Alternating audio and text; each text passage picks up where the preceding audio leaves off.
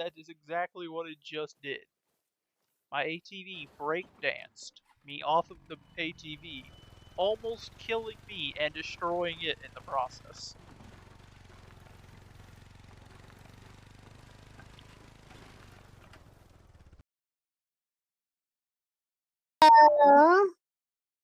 Hold chat. Hold. Yep. Hold it. Hold it. Ow. Don't you laugh at me.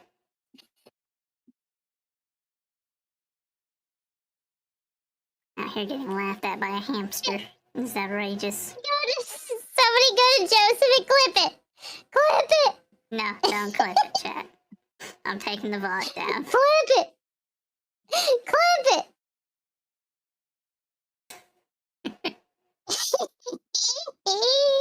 I'm crying right now. Holy cow. All I did was hiccup. Yeah, but squeaky hiccup. You squeak. I'm being made fun of by a It was hamster. glorious. Send help, chat. It was glorious. Okay, so... Okay, hold on. Before I... Are you buying cigarettes? He is glorious. I'm going to sell as much of this to him as I can before I arrest him. Because we know for a fact he is 3JQ, which is the person we were tipped off about. Yep, there it is.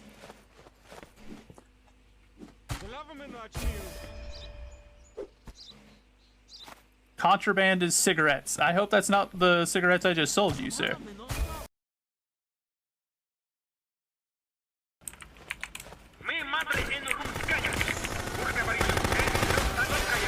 I'm surprised that he is still alive after that blast at point blank range.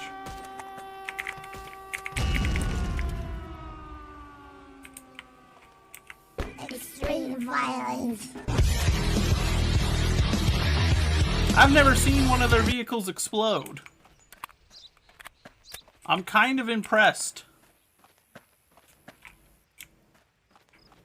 You, sir, were dumb.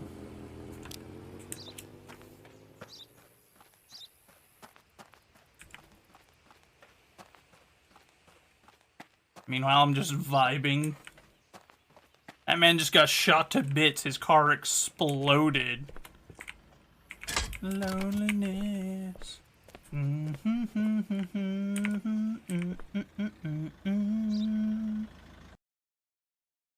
Rico's ordering the choctopus. Let's go! The choctopus! Let's go! He survived. Rose to the challenge.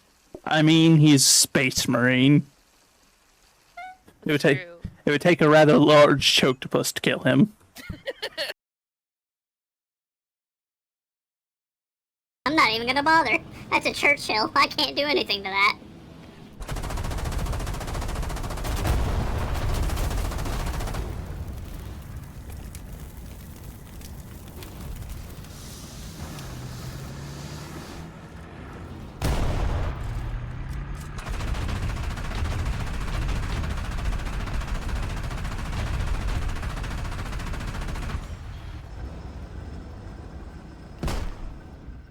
My man, popping smoke's not gonna do anything for you. I am 3 feet away from you.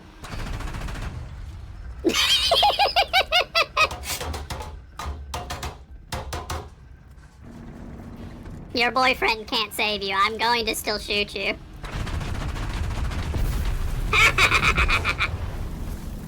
Your boyfriend couldn't save you in time, punk.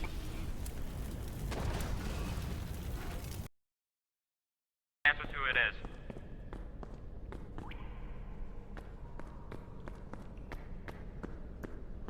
Is it Necro?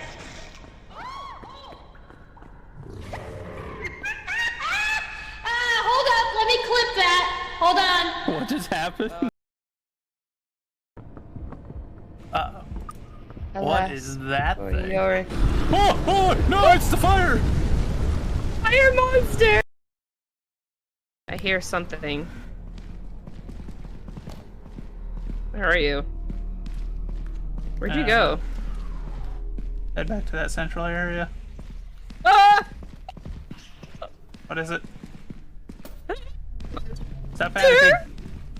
Ooh! Oh my gosh! Ow. No, it's gonna kill me. It killed me. I'm dead. I'm Oh, so dead. we're done. If you're dead I'm too, so then yeah. dead. I'm dead. Well, It killed me instantly. that was unfortunate.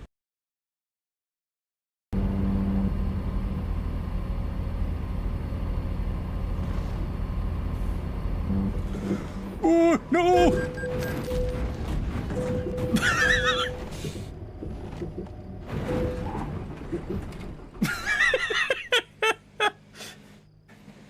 I don't think that could have gone much worse. Do it. Oh my goodness, that's perfect. Get rid of this thing. Oh, there's another one. I want to get rid of that. Rah!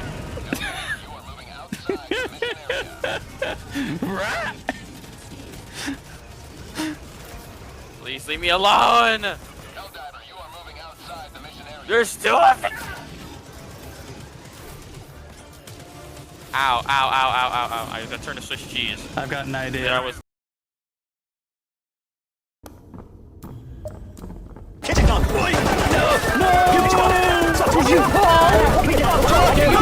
The fire! The fire! Run! Are you dead? I'm alive, somehow. I don't know how to get away from this guy. No! No! You set him off right as he got up there! Oh. Are you dead? I'm alive, just... Jeez.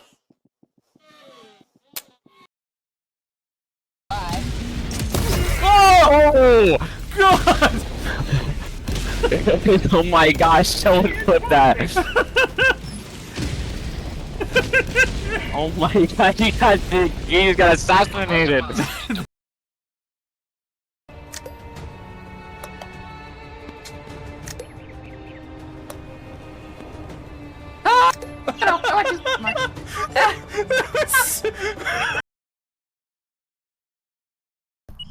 Yeah.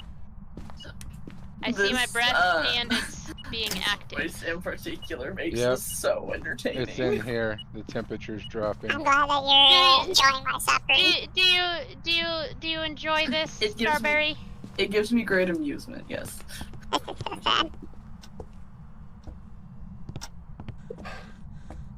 I'm very Alright. easy to amuse, okay? Wait, let's turn this hall light on in case it's a mirror. And let's turn the bedroom light off. I don't know what Soldier's doing, but... And I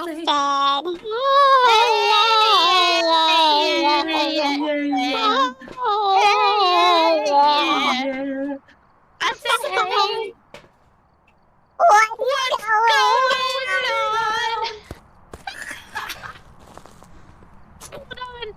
on? Hold on. I gotta get that.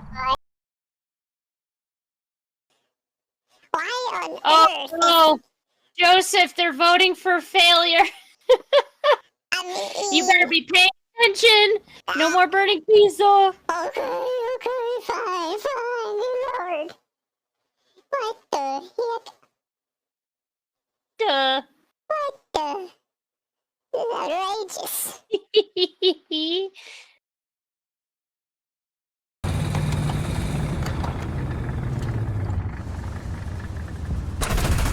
Or not, he's coming back to fight me. Uh-oh.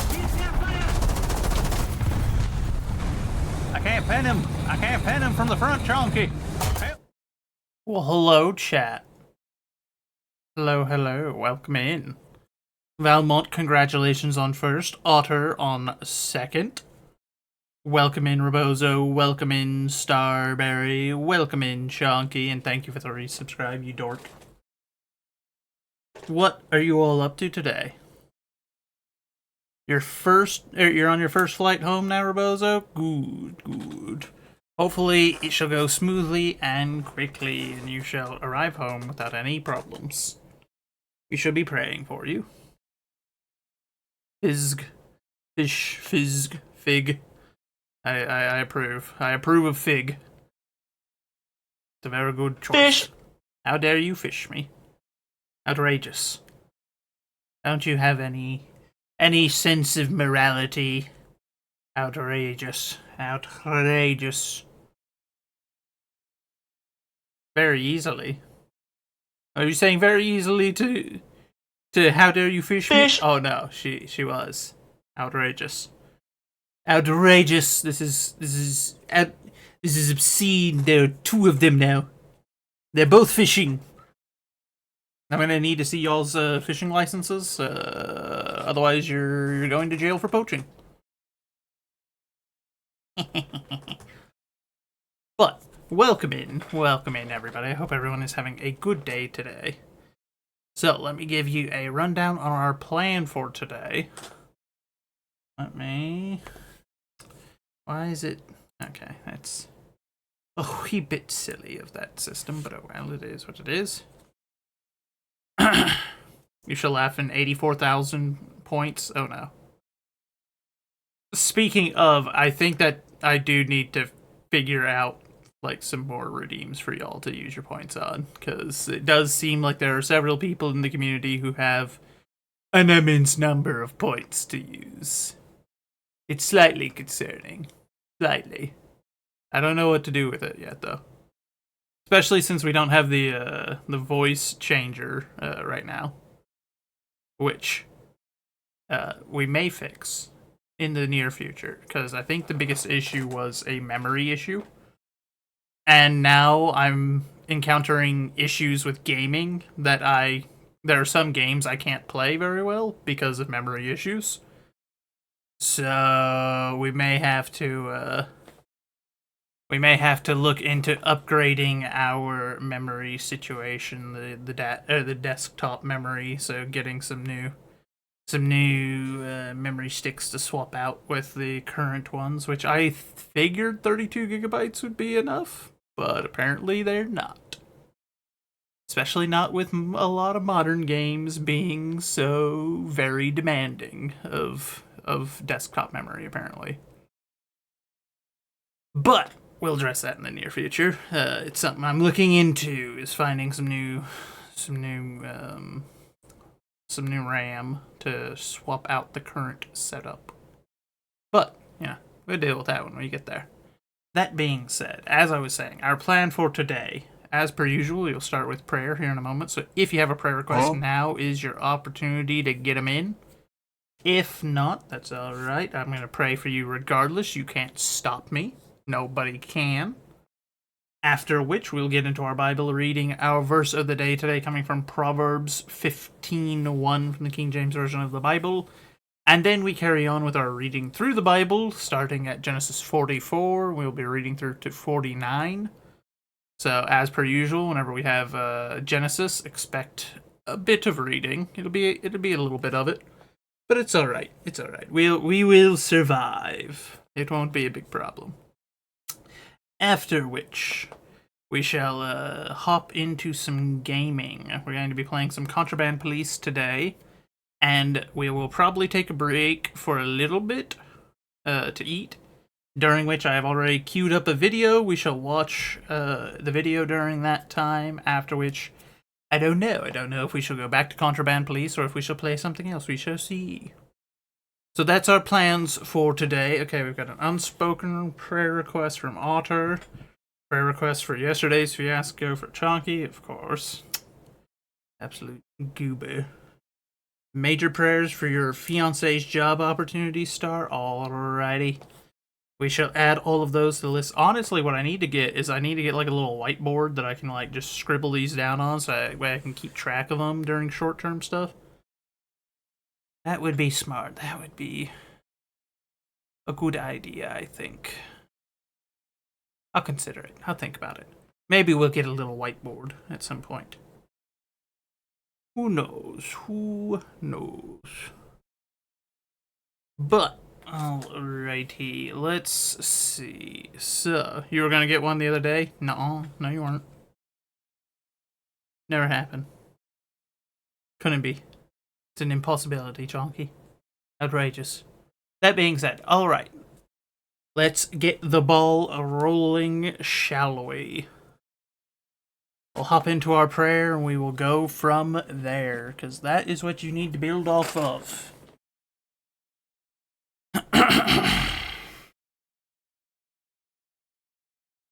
Heavenly Father, we come to you today, and as we do, we ask that you open our hearts and our minds. You provide us wisdom, guidance, and discernment in all things, but especially in that we should be able to understand today's lesson, whatever it is that you choose to teach us through, whether it be the good word or it be something that we encounter in our life, a conversation, a sign that we see, whatever it is.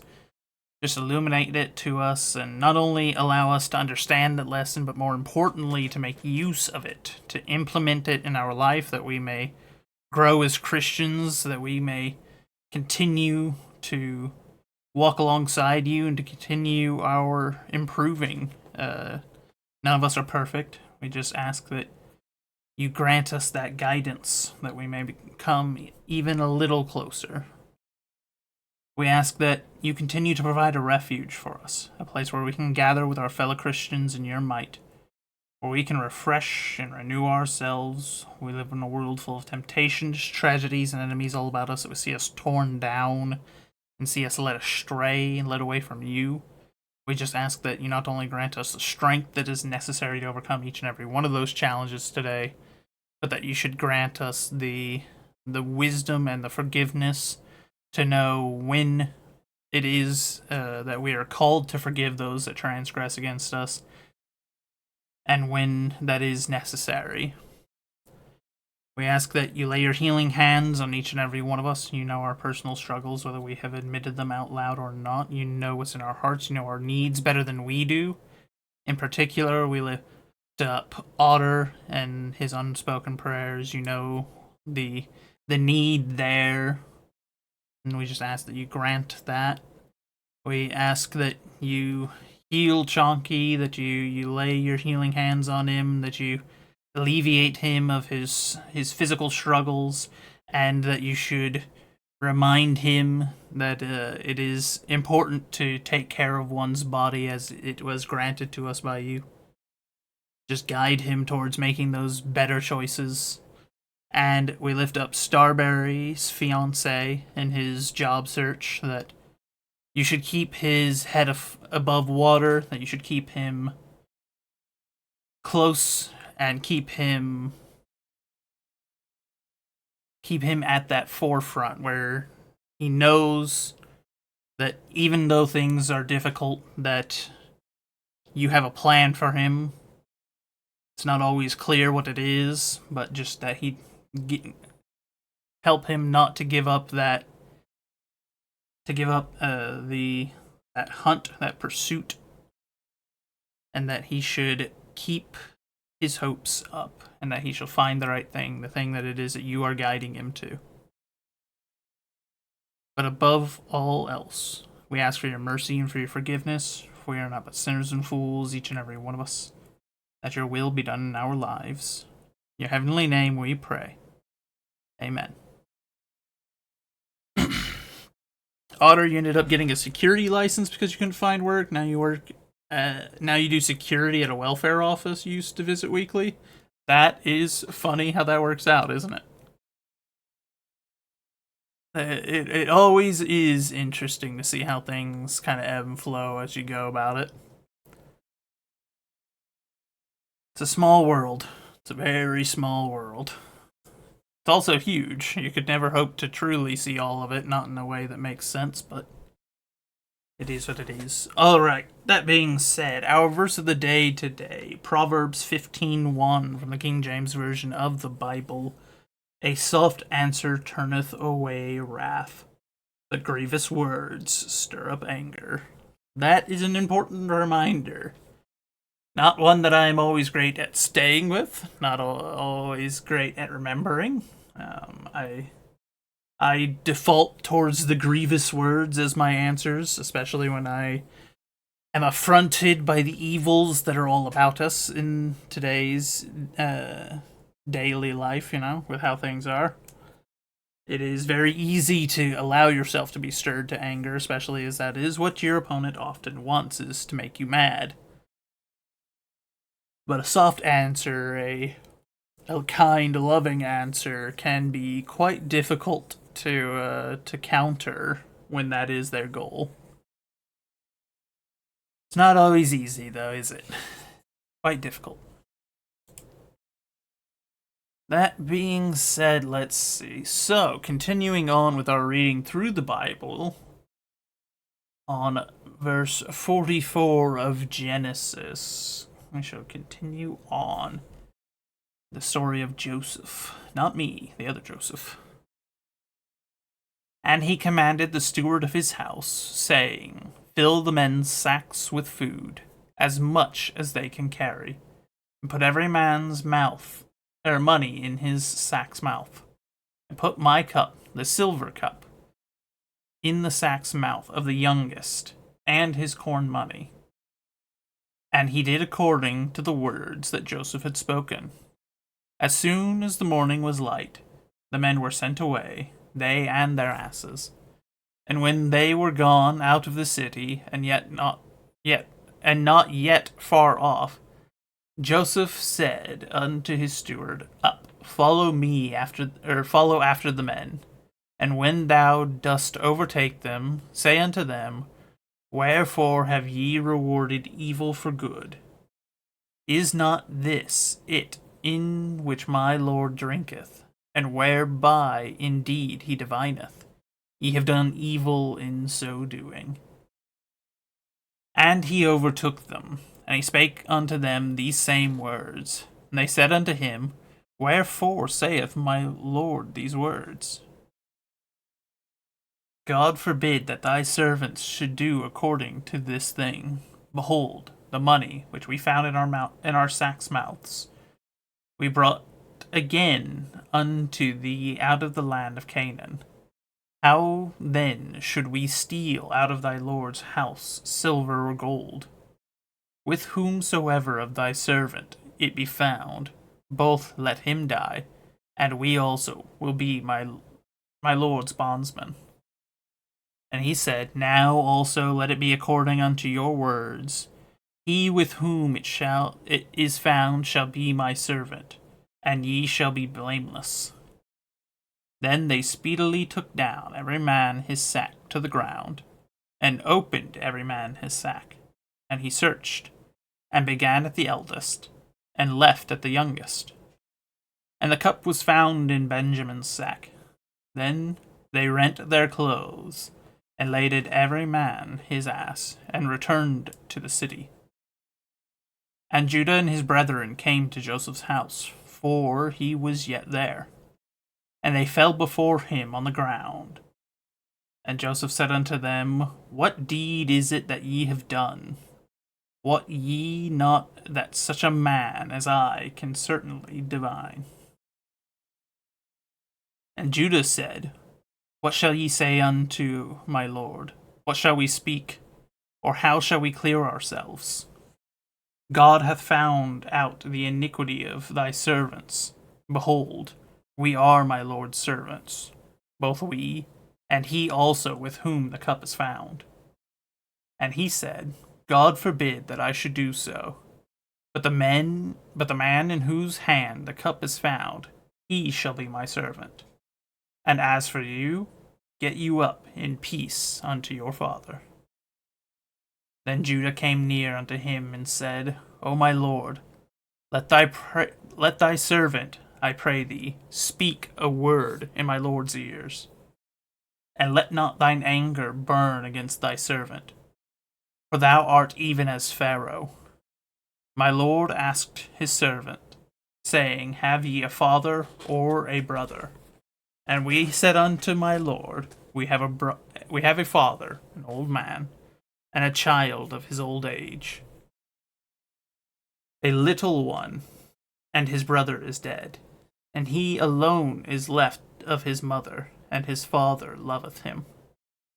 And thou saidst unto thy servants, Bring him down unto me, that I may set mine eyes upon him.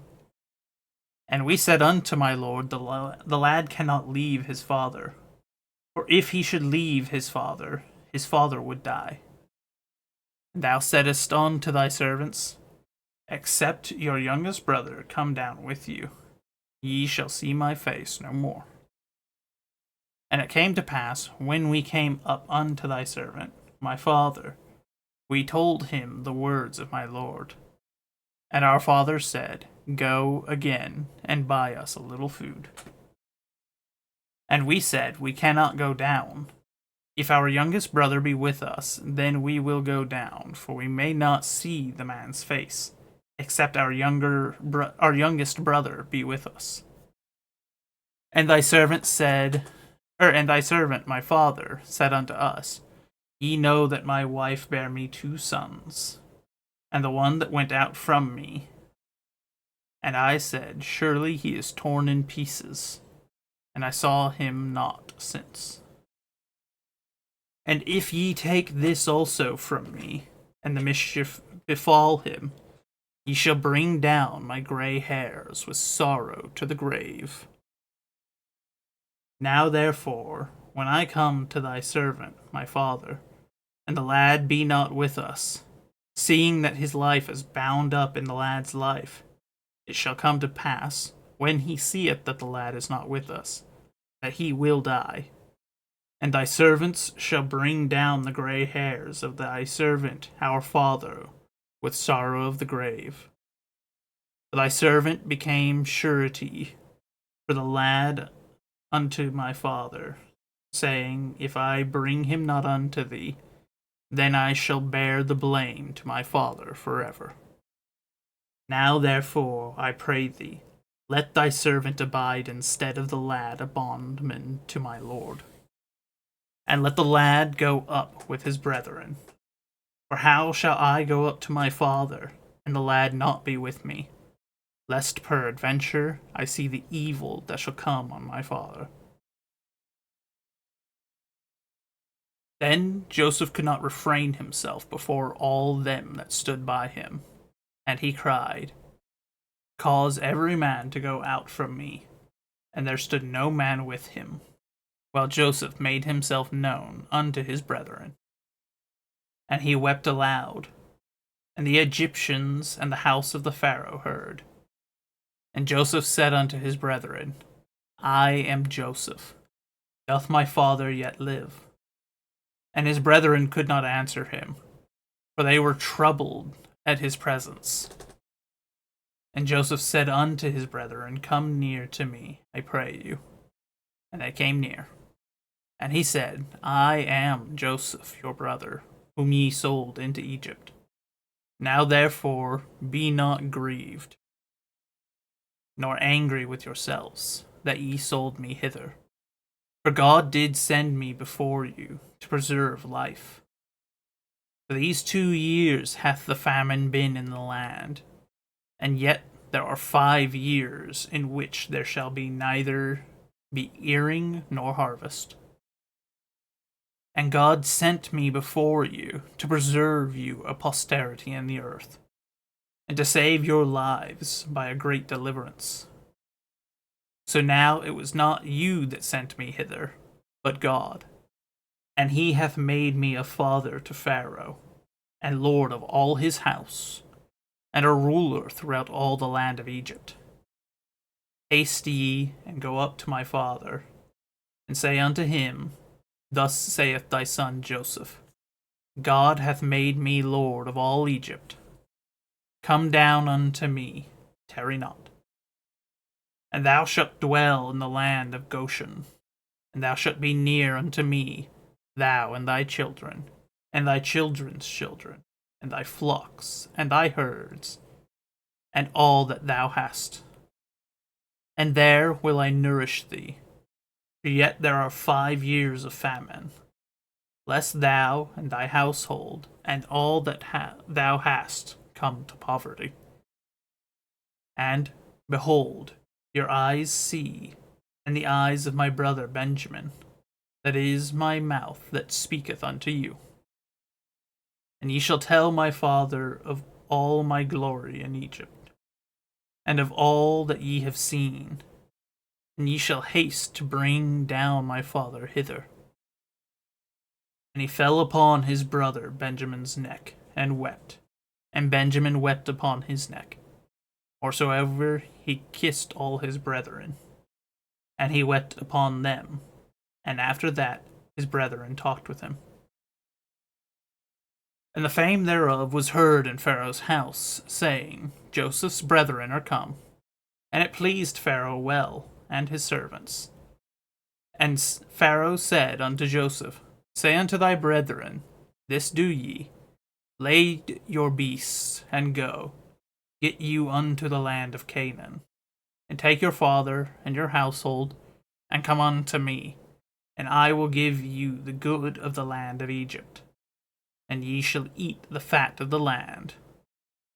Now thou art commanded, this do ye, take your wagons out of the land of Egypt for your little ones and for your wives, and bring your father and come.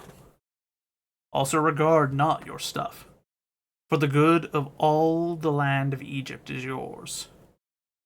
And the children of Israel did so, and Joseph gave them wagons according to the commandment of Pharaoh, and gave them provision for their way. To all of them he gave each man changes of raiment, but to Benjamin he gave 300 pieces of silver, and 5 changes of raiment. And to his father he sent after this manner 10 asses laden with good things of Egypt, and 10 she-asses laden with corn and bread and meat for his father by the way. So he sent his brethren away, and they departed. And he said unto them, See that ye fall not out by the way. And they went up out of Egypt, and came into the land of Canaan, unto Jacob their father, and told him, saying, Joseph is yet alive, and he is governor over all the land of Egypt. And Jacob's heart fainted, for he believed them not. And they told him all the words of Joseph, which he had said unto them. And when he saw the wagons which Joseph had sent to carry him, the spirit of Jacob their father revived. And Israel said, It is enough. Joseph my son is yet alive. I will go and see him before I die.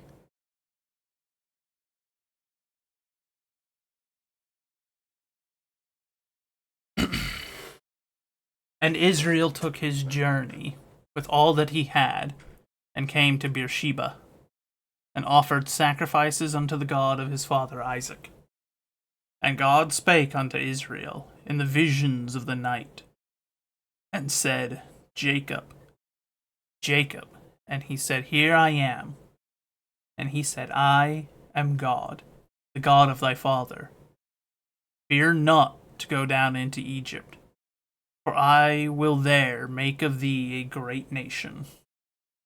I will go down with thee into Egypt, and I will also surely bring thee up again.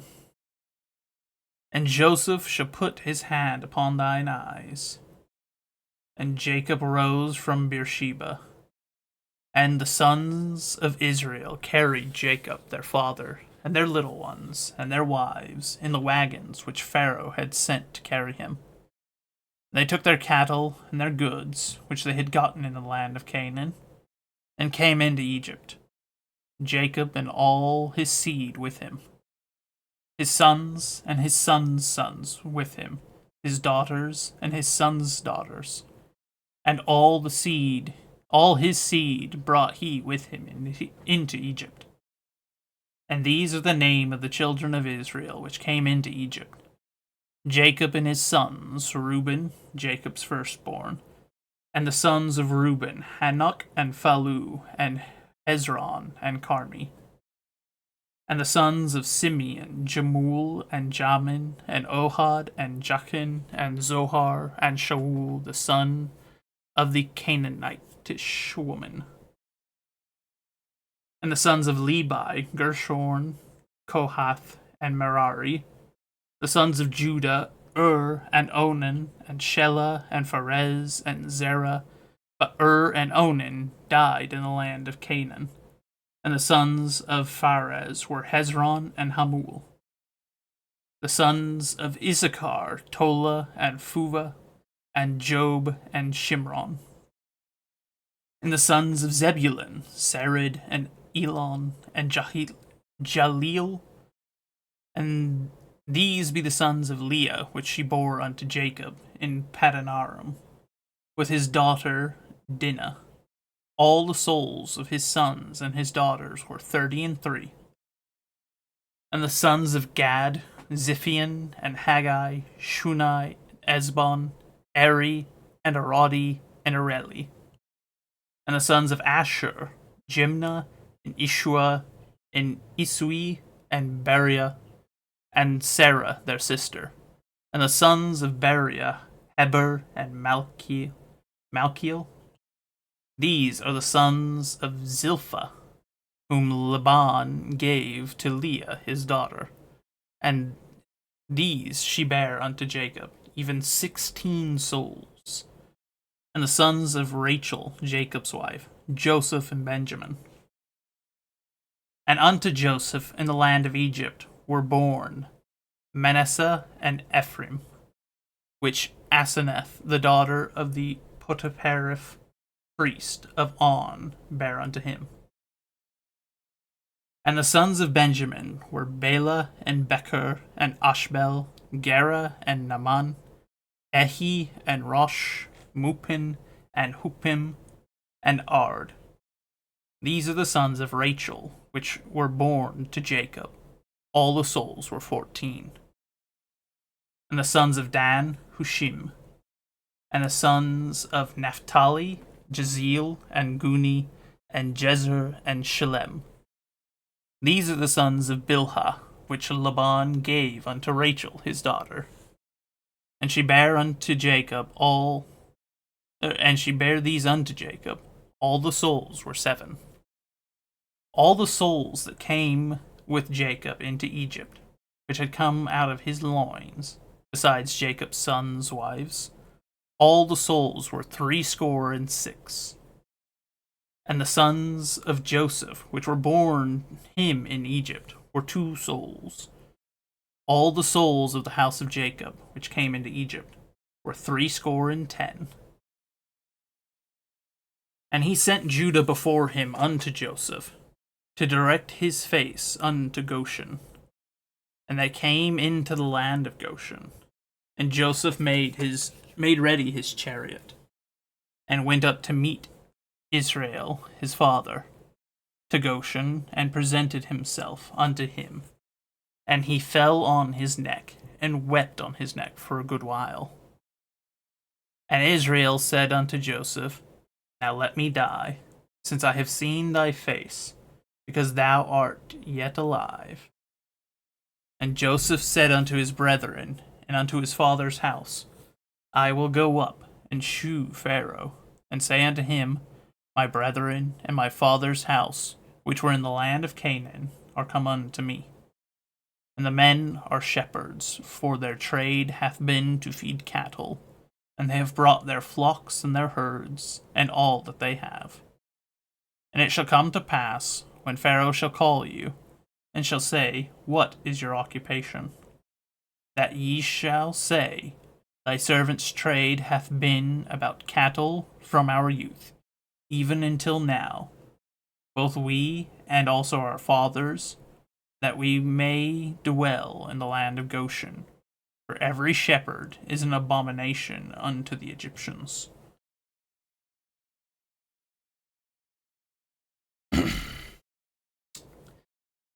Let me get a drink of water right quick. As any time that I read through this, as we all know, I do end up quite parched.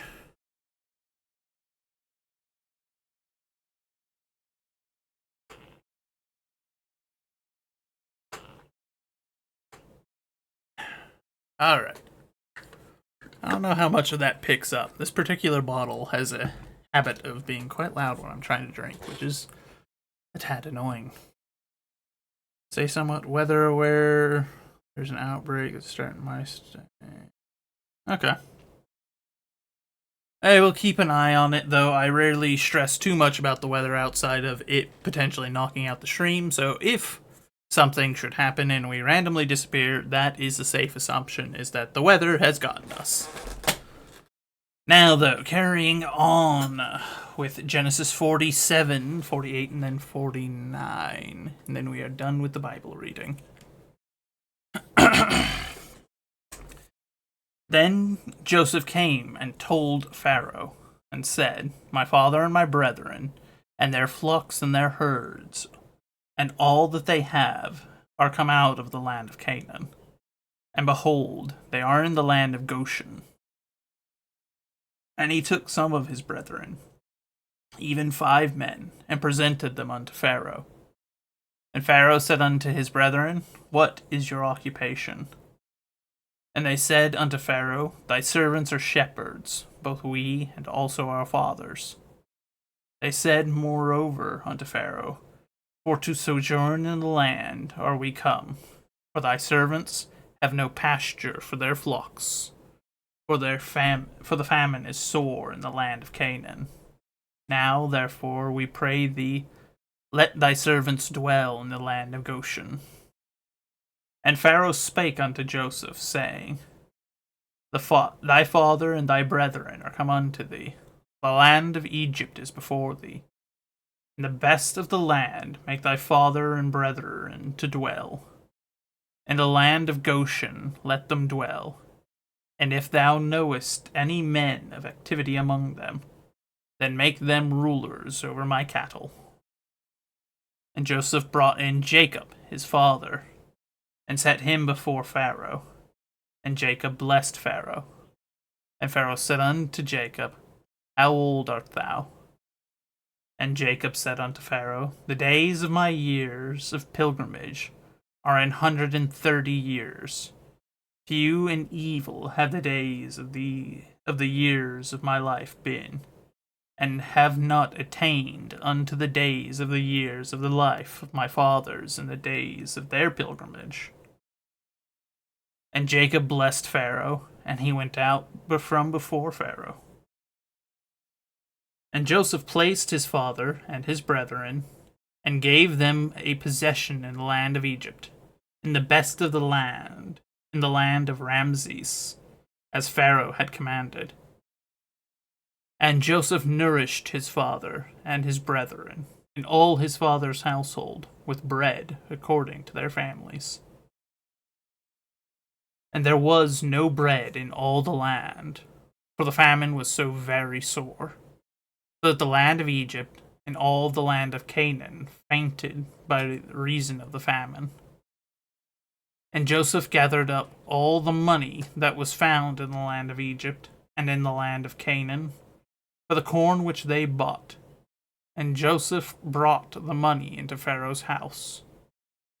And when money failed in the land of Egypt, and in the land of Canaan, all the Egyptians came unto Joseph, and said, Give us bread, for why should we die in thy presence?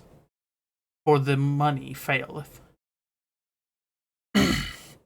And Joseph said, Give your cattle, and I will give you for your cattle, if money fail.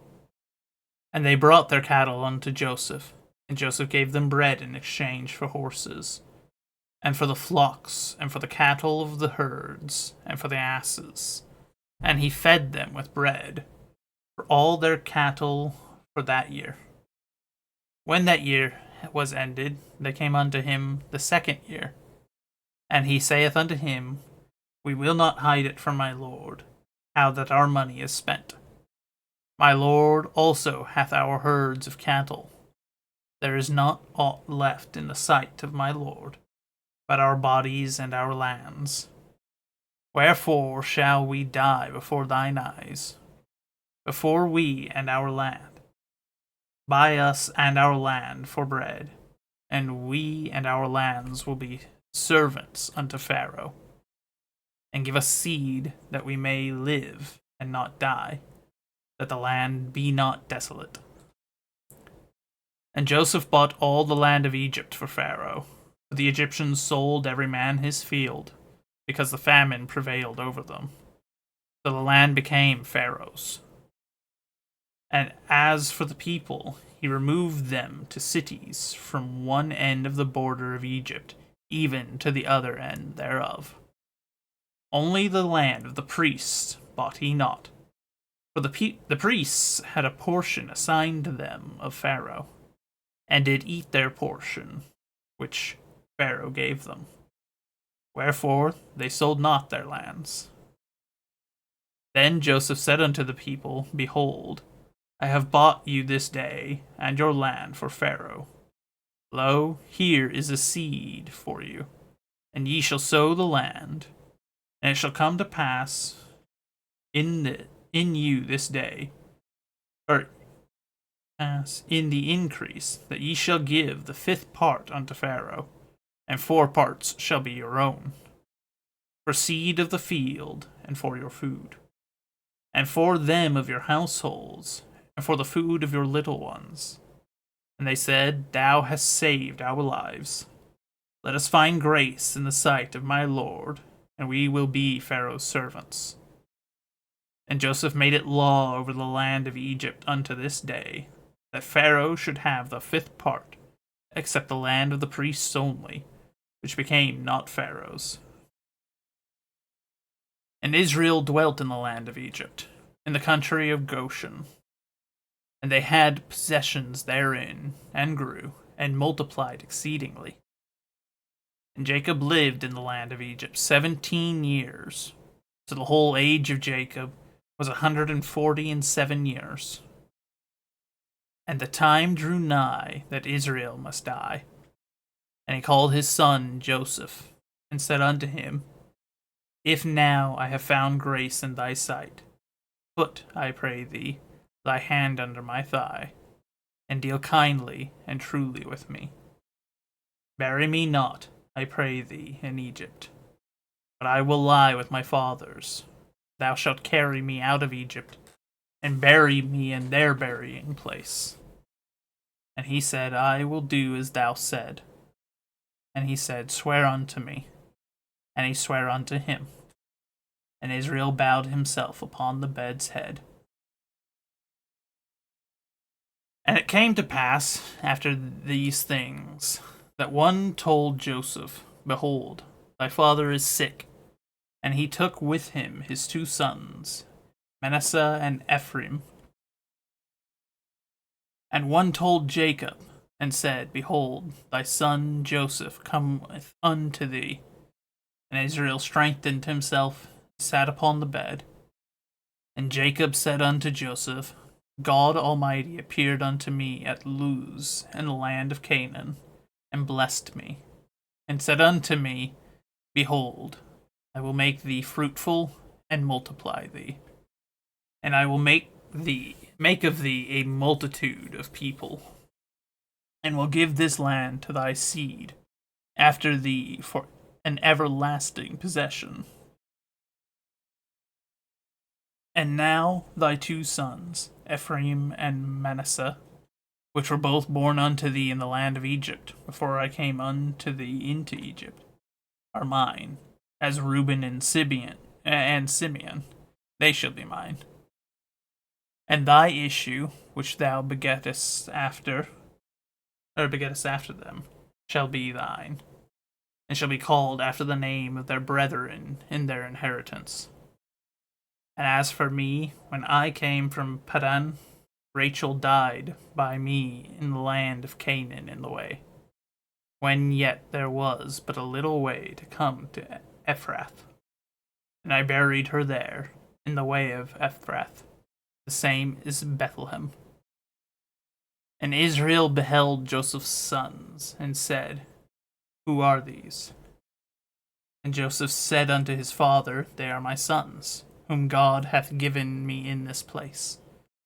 And he said, Bring them, I pray thee, unto me, and I will bless them. Now the eyes of Israel were dim for age, so that he could not see. And he brought them near unto him, and he kissed them and embraced them.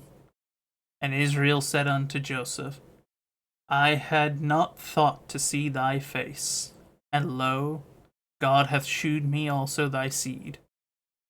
And Joseph brought them out from between his knees, and bowed himself with his face to the earth. And Joseph took them both, Ephraim in his right hand toward Israel's left hand, and Manasseh in his left hand toward Israel's right hand, and brought them near unto him. And Israel stretched out his right hand, and laid it upon Ephraim's head, who was the younger, and his left on Manasseh's head, guiding his hands wittingly, for Manasseh was the firstborn.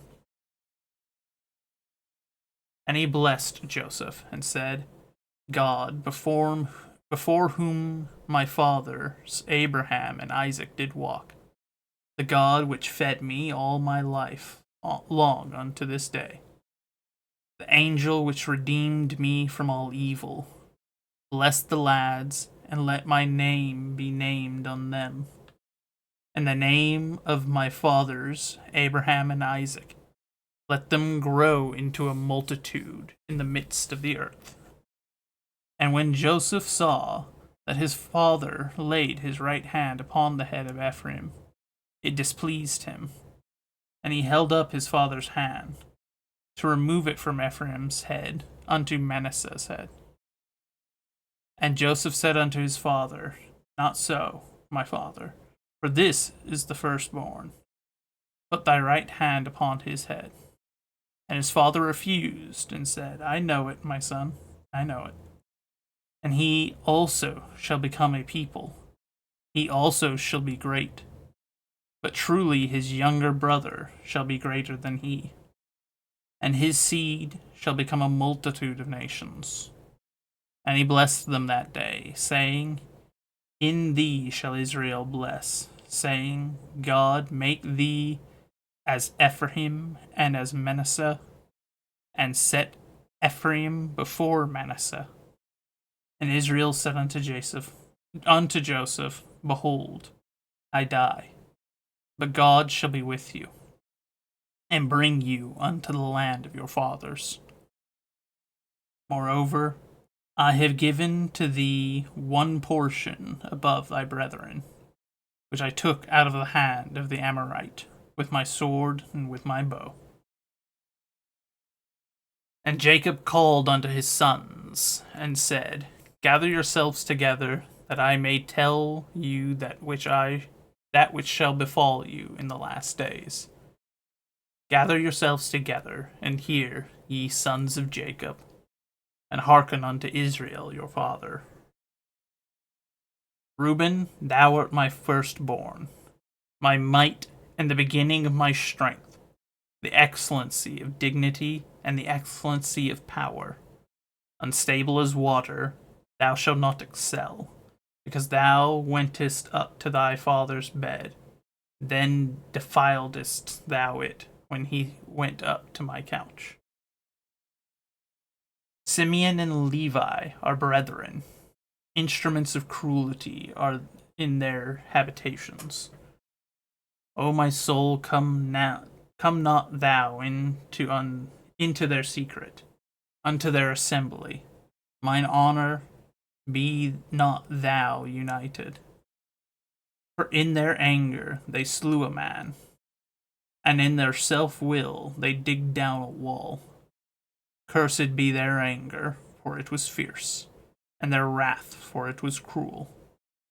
I will divide them in Jacob, and scatter them in Israel.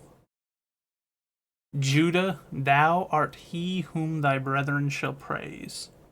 Thy hand shall be in the neck of thine enemy. Thy father's children shall bow down before thee. Judah is a lion's whelp. From the prey, my son, thou art gone up. He stooped down, he couched as a lion.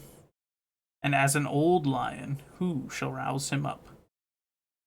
The scepter shall not depart from Judah, nor a lawgiver from between his feet, until Shiloh come. And unto him shall the gathering of the people be, binding his foal unto the vine, and his ass's colt unto the choice vine. He washed his garment in wine, and his clothes shall be in the blood of the grapes.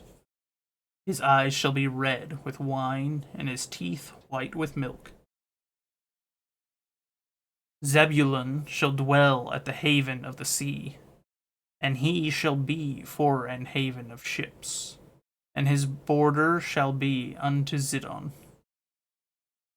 Issachar is a strong ass, couching down between two burdens. And when he saw the rest was good, and the land that it was pleasant, and bowed his shoulder to bear, and became a servant unto tribute. Dan shall judge his people as one of the tribes of Israel. Dan shall be a serpent by the way, an adder in the path that biteth the horse heels, so that the rider shall fall backward. I have waited for thy salvation, O Lord.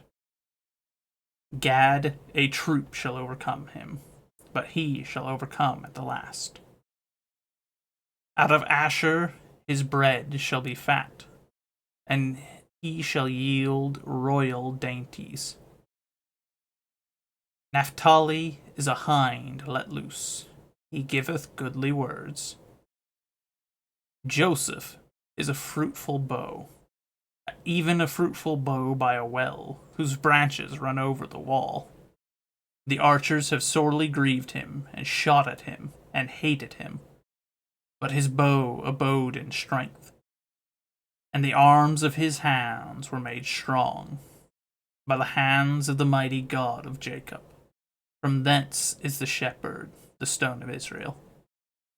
Even by God, by the God of thy father, who shall help thee, and by the Almighty, who shall bless thee, with the blessings of heaven above, the blessings of the deep that lieth under, and the blessings of the breasts and out and of the womb.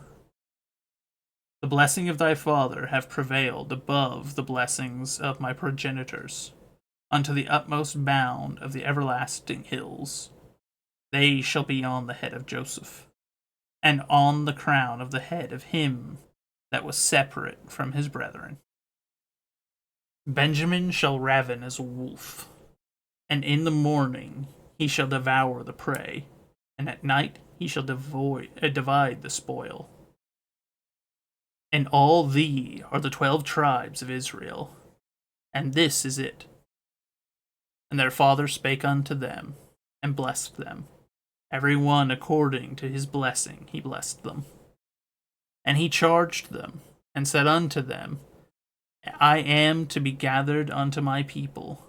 Bury me with my fathers in the cave that is in the field of Ephron the Hittite, in the cave that is in the field of Machpelah, which is before Mamre, in the land of Canaan, which Abraham bought, with the field of Ephron the Hittite, the possession of the burying place. There they buried Abraham and Sarah his wife. They buried Isaac and Rebekah his wife. And there I buried Leah. The purchase of the field and of the cave that is therein was from the children of Heth. And when Jacob made an end of commanding his sons, he gathered up his feet into the bed, and yielded up the ghost, and was gathered unto his people.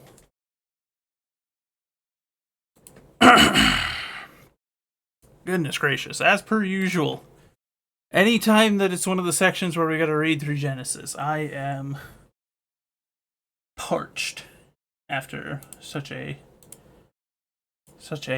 large amount of reading. But it is what it is. Okay.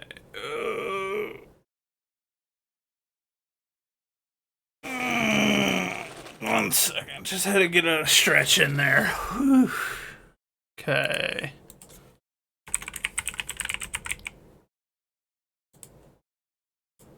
Change our category now and start our game up, shall we?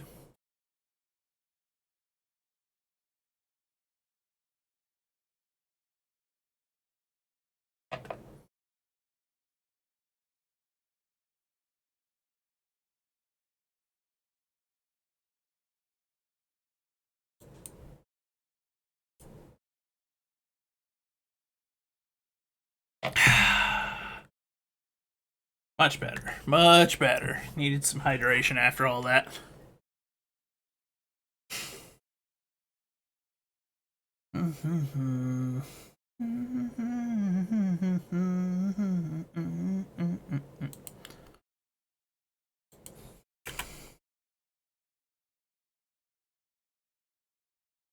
Alrighty.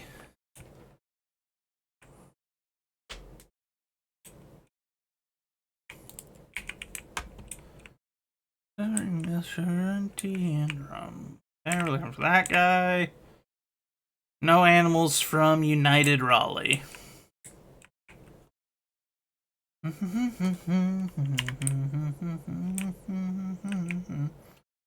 I forgot that we're using a Mosin now.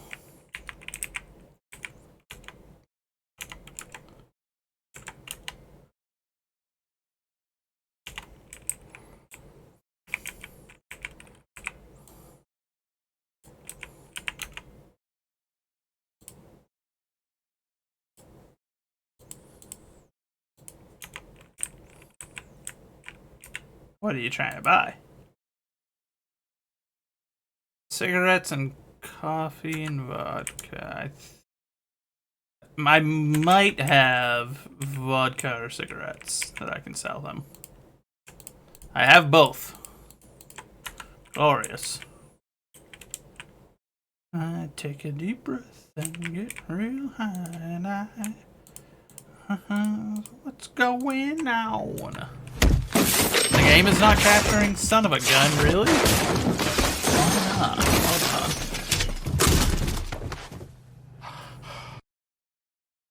It's in full screen. That is peculiar. Oh, I know why. I thought I had clicked the button that took us to the gaming screen. But I guess we were still in the Bible reading section. There we go. Alright. Thank you, Chunky. Also, food. Yes, food. Food is always a good option. Alright, let's see. Plate OMG 1553TZ. Ooh, you're wrong. That is not correct. That's also not a Lick 57, is it? That's that big old truck, isn't it? I thought so.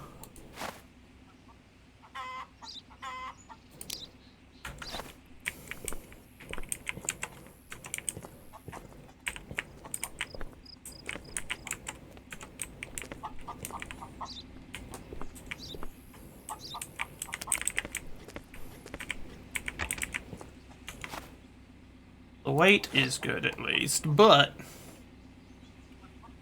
it's also almost expired. Oh, that one is expired.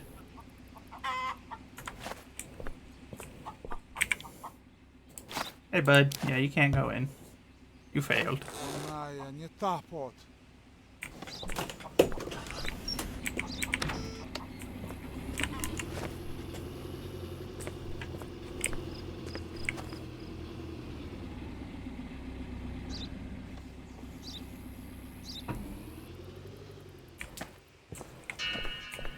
Alright, you. Let's see.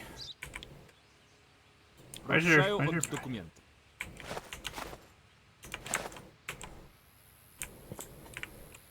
Okay, he does have mail patterns, so that is correct. Veď to vás zarób, tanečko? A ja lejno odkupiť sa je do vás. What were you saying to me? Trying to... Nah, I ain't got anything left to sell, so...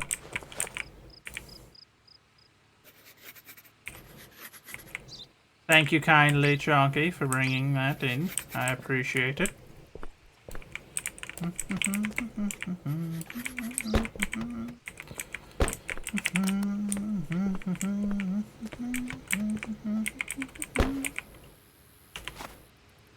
ITU 3768 VT. He's missing a bumper. Missing some body work.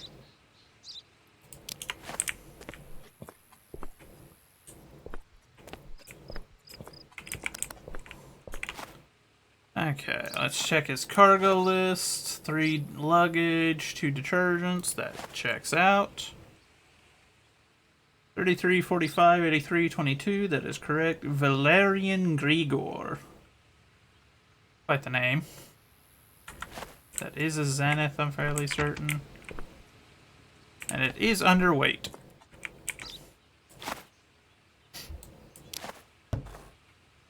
But you failed, Nie so. tap.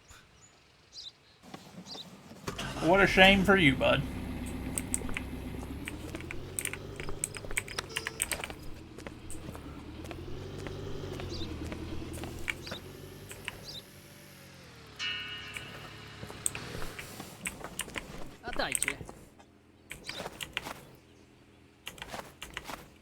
Wrong stamp again. Yep, wrong stamp again. You are back. Welcome back, my friend. ZZK6D8G7. That is correct. Levin Bayrak. Bayrak. That is correct. That is a micro. You hunkered in the bathroom? I see, I see. Well, hopefully it will pass and there should be nothing that comes of it. No, that's good. MQJ 11 or 01 12 CL.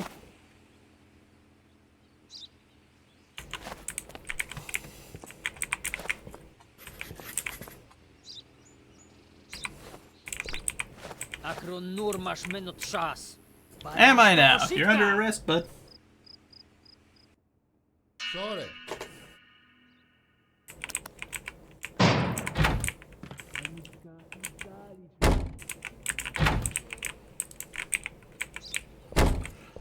Alright. Time to pull this car apart.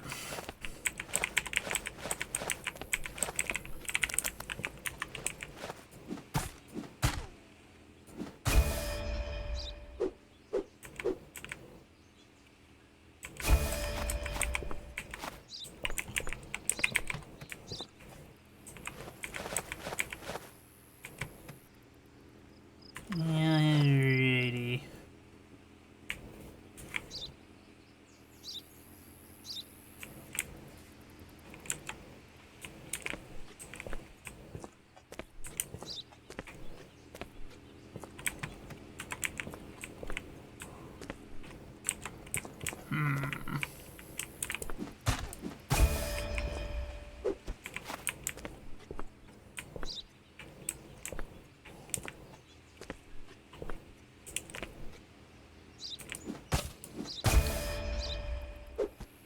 Had 3 of them that had touched down. That's an impressive number, especially for this late into the season.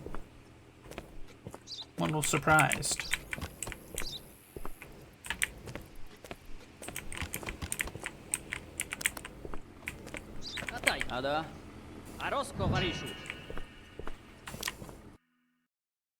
Driver seat's backrest under the driver's seat engine.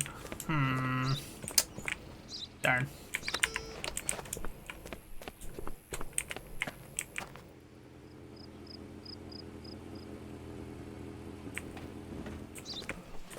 Хватайте. Nah, that's not him. Сообщаю от документы.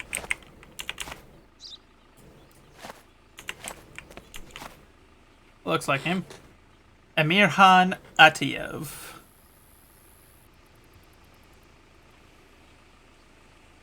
(8PD 01AT9). That's correct. That's good. That's good. That is correct. This is a Aurelia 4x4.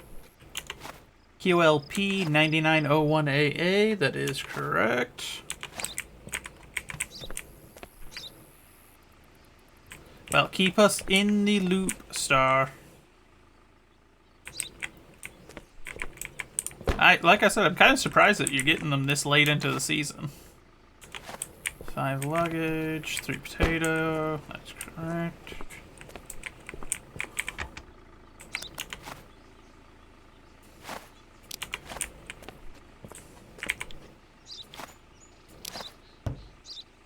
Sorry, bud. Vehicle's too heavy. Under emergency till 3:30. Okay, at least that's not for too long. Sorry.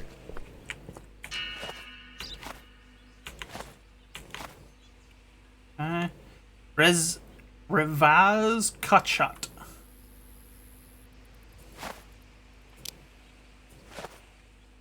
MA42 to ZD7, that's correct. Expiration date's incorrect, or rather it's invalid now. XIF 3209 in B, that is correct.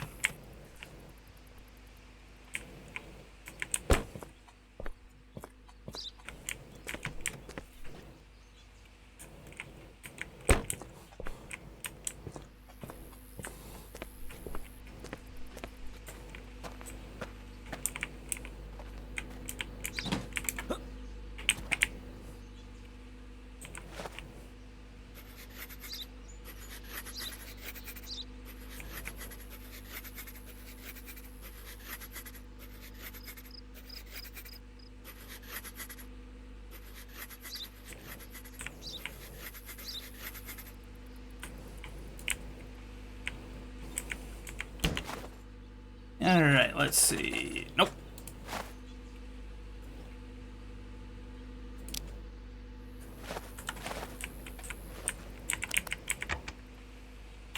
$6,400. This guy did not do very good. He failed on multiple categories. Also, once we get through this day in the game, we'll save for a bit. Am I now?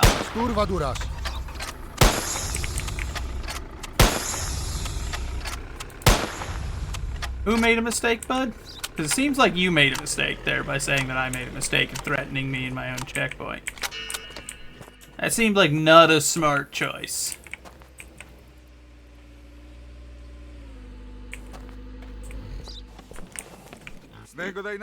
If you're from United Raleigh, you shouldn't have even wasted... Yep. Why'd you even waste your time coming here, bud? You've immediately failed. Arun Hiop. Have you failed anything else? That's correct. That is a Cena. He does have 2 pigs.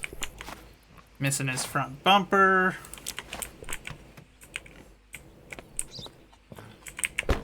Got a busted headlight.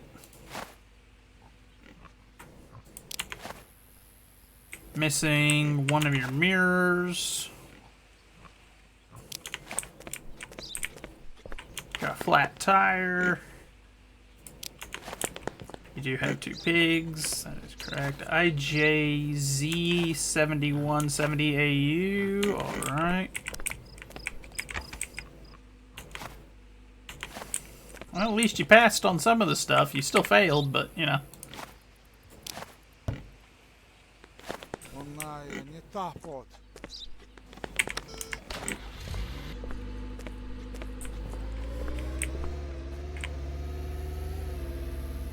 Pick me up before you go.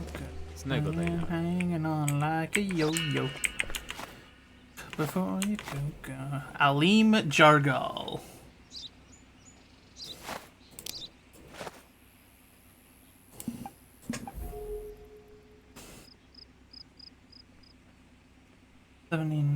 Yeah, you failed on that part too. Holy moly, bud.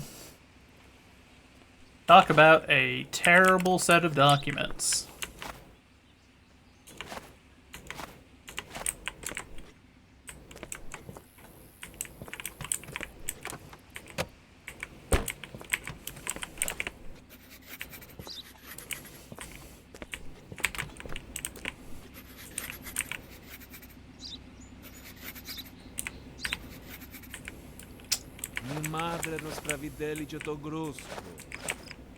Yes, there is, bud. You got too much stuff in here. I can't actually tell what I have and haven't checked. Which is why you don't load your vehicle up like that whenever you know you're going to be going through a checkpoint like this. It's like, of course I'm going to start pulling stuff out. I can't access everything. At Maduro.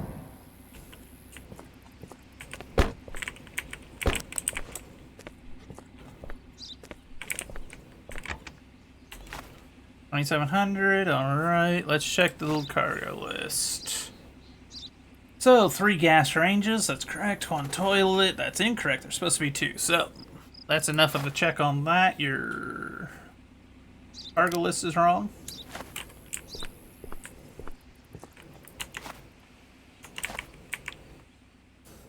Yeah, you failed pretty miserably, bud. Nie tap.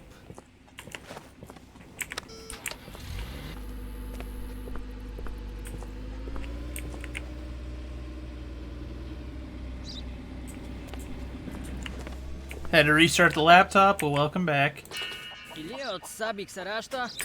This is really necessary to cross an international border, yes.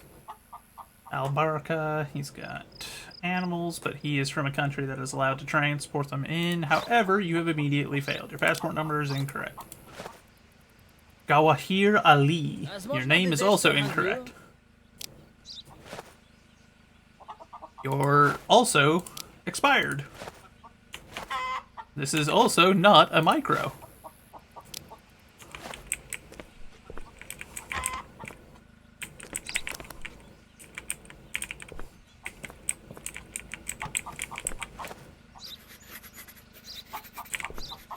This dude is not doing so hot on this inspection.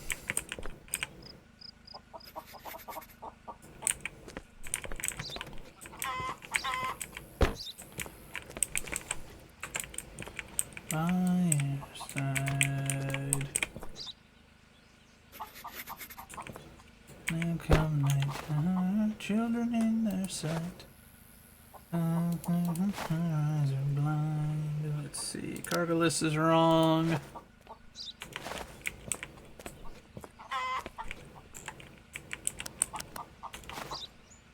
You do look like your picture, at least. A lot of, like, really not good documents coming through today.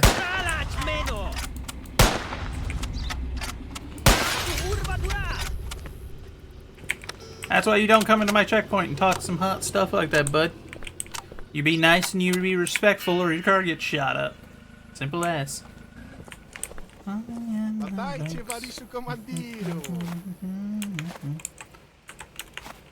Yep, that's him. Alexiej Umintenko. Oh. Tanko. Okay, that's good. You're expired, bud.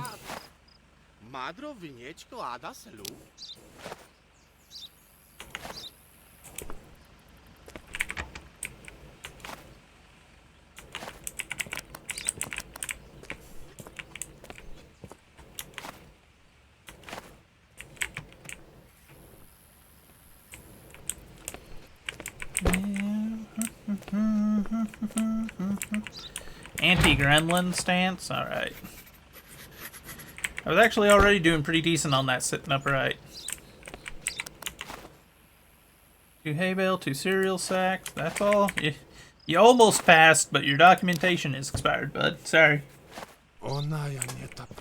Come back with fresh documents.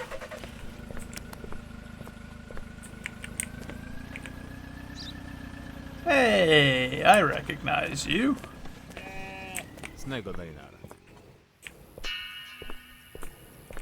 Hi, bud. Come with me.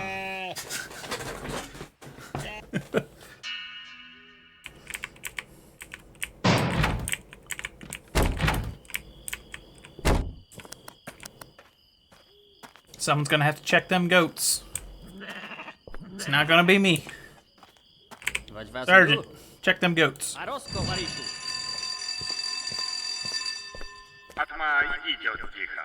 Utroszne. Me madre wartny robotca.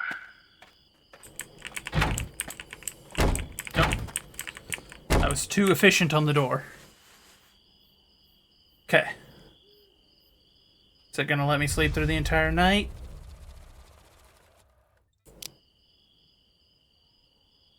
Yeah, buddy. Alright, so that will be a stopping point for the game for the moment, at least. We will come back to it shortly.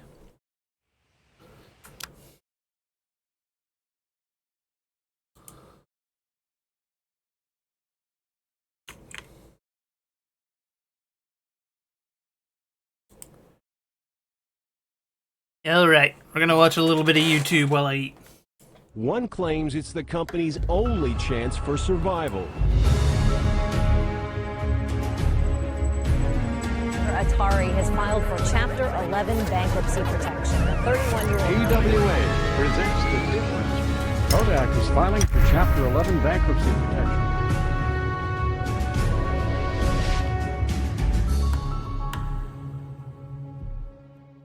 What's up, guys? My name is Jake, and welcome to the 32nd episode of Bankrupt. Canada has had major department stores come and go for centuries. I was wondering why I didn't recognize this company's name. Much like many other nations and markets. It's Canadian. It's the life cycle of retail, and it's not always forgiving, even to the most loved and cherished brands. The Hudson's Bay Company seemed to be an exception from that, though, surviving over 350 years, becoming North America's oldest retailer, and even predating the very country it had come to iconically represent.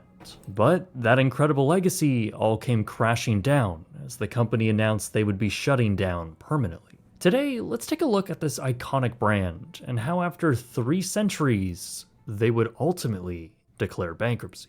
This video is sponsored by Opera. Try my favorite new and improved modern web browser, Opera One R2 today by clicking my special link in the description below. The Hudson Bay Company's lineage isn't like other big box retail stores in North America, which may have started in the early 1920s or even the late 19th century. No, Hudson Bay can be traced all the way back to 1670. It was founded by 2 French explorers and financed by the British. The 2 explorers discovered where best to hunt beavers for their warm and malleable pelts, mainly around the Hudson Bay drainage basin. At the time, these pelts sold for high prices in England, and this newly incorporated company, appropriately called the Hudson's Bay Company, was essentially given a monopoly of territory, around 40% of what is now known as Canada today, an area called Rupert's Land.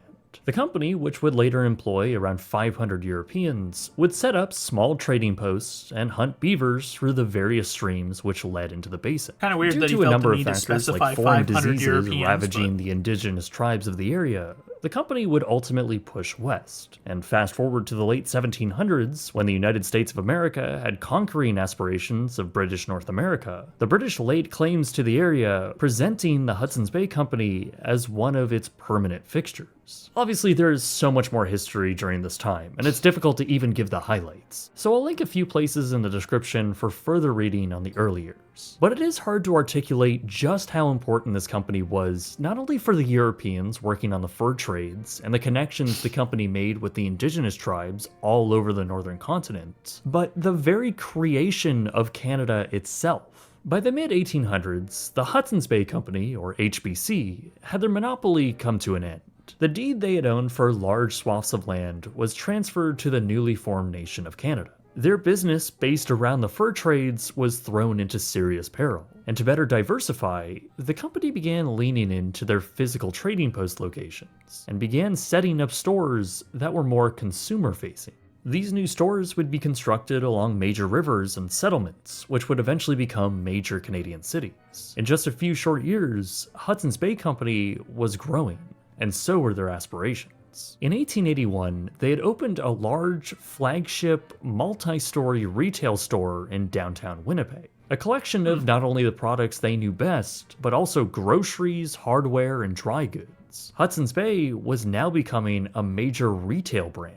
By the early 20th century, the company Funny to began see that expanding this change. downtown large It's a format big store difference concept from to Fur other major Trader. Canadian cities, building elegant and grand department stores in each, from Vancouver to Saskatoon. While the First World War would slow down progress, both with opening new locations and renovating existing ones, HBC would continue to diversify following the war. They would get into the oil and gas sector, and following the Russian Civil War, they would even set up a very brief presence in the Siberian territory. Meanwhile, back in Canada, the company continued to expand their presence, and their downtown department stores became known as vast, high-end shopping experiences, with their stately buildings. Dang, talk about a fast change from frontier shop that is primarily for trading furs with the locals to you go in there to have a high-end meal and go shopping for some fancy stuff. Containing everything you might need, from a restaurant and Chinese rugs to flowers, You could not have pivoted paints, much harder. and of course, the furs. By the 1960s, the retailer began expanding their presence across the country once again, opening stores in Ontario and acquiring a Montreal-based retailer to absorb their locations in Quebec. This was also around the same time when their stores began adopting the name The Bay. Even by the 1970s, HBC was actually still technically a UK company, with their head offices still in London from all those years back. By the time of their 300th year anniversary, they would now re-register as a Canadian corporation and move their offices to Winnipeg and eventually Toronto. Hudson's Bay was now formally a true Canadian retailer. Around this time, they would also expand to the Maritimes and Eastern Canada. And just like retailers had been doing in the United States, they would also adopt and open new locations in the big box store format.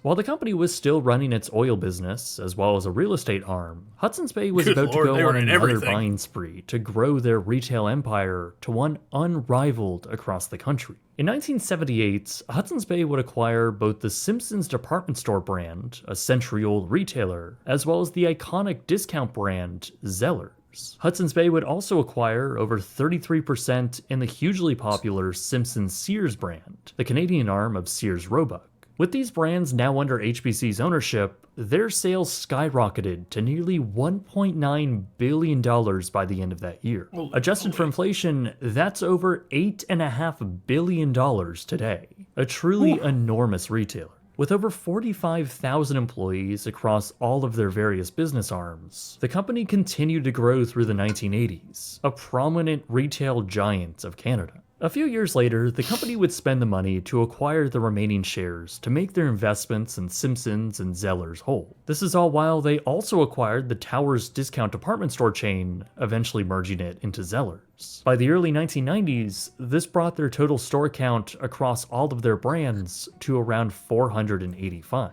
with the Simpsons brand now being phased out in favor of the Bay.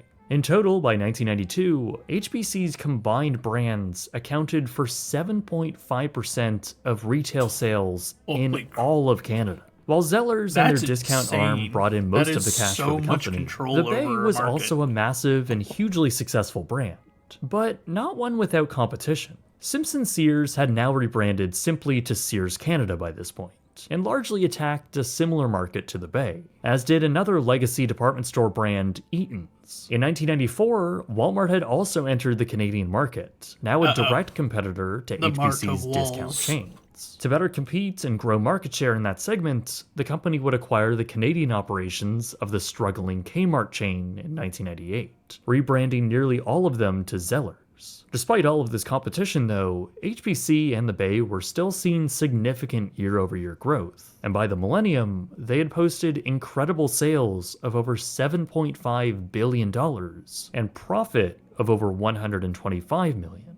These years were enormously successful for the company, and Canadians all over would make special trips out to the Bay for all types of goods. From the wide assortment of apparel choices, often across multi-levels, to the accessories and home goods. The Bay was truly a staple, an icon of Canadian retail, one which grew to be loved by many. As a kid growing up in Canada, I certainly remember going to the Bay. In fact, I remember going to their restaurants, which was such a unique feature for a department store. The Bay itself, though, continued to stay pretty subdued with their mainline department store presence. Unlike Sears Canada, which had expanded up to 140 locations, the Bay only had around 98. Many of them, though, continuing to be staples of the classic downtown department store experience, or big box locations, often found within shopping malls. While it was a strong start to the early 2000s, the reality of the intensifying retail market was beginning to become clear for HBC, and that reality wasn't looking as bright as it may have originally seemed. The growth of Walmart in Canada began to harshly chip away at Hudson Bay's entire business. No surprise there. Their It's Zeller's hard to beat discount Walmart, brand, which started to fall behind earlier part of and the let the American 2000s. retail giant gain more market Nowadays, share. it's not As a so result, bad, but both still sales pretty bad. and net earnings for the company fell in 2003, 2004, and 2005. This angered Jerry Zucker, a South Carolina businessman who nearly owned a quarter stake in the company. He demanded change, and following these disappointing quarters, and with a plan of action to help turn the brand around, in 2006, he acquired the controlling shares of the company for around $1.1 billion.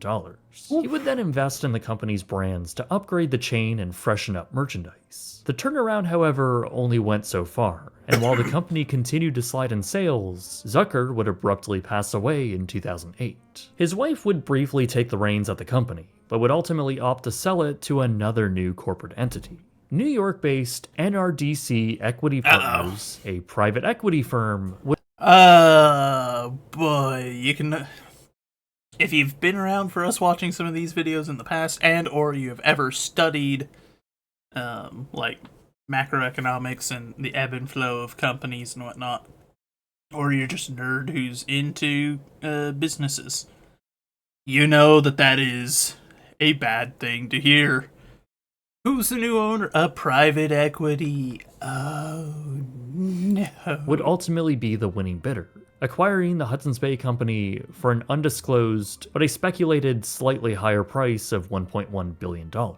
The effort was led by a man named Richard Baker, who following the acquisition became the company's governor and chairman. He too also had aspirations of turning HBC around, and while he and his firm were mostly experienced in real estate investments, they had kind of done this before with Lord & Taylor. The idea was to update the existing brands and turn the Bay into more of a high-end entity with a focus on younger consumers.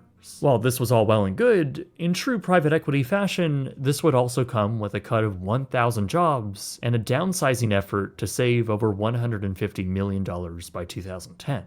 But the big moves didn't stop there. Despite Zeller's being a profit center for HBC, the company would ultimately enter in an agreement with the American retailer Target to sell the Zeller's brand to them for around $1.8 billion.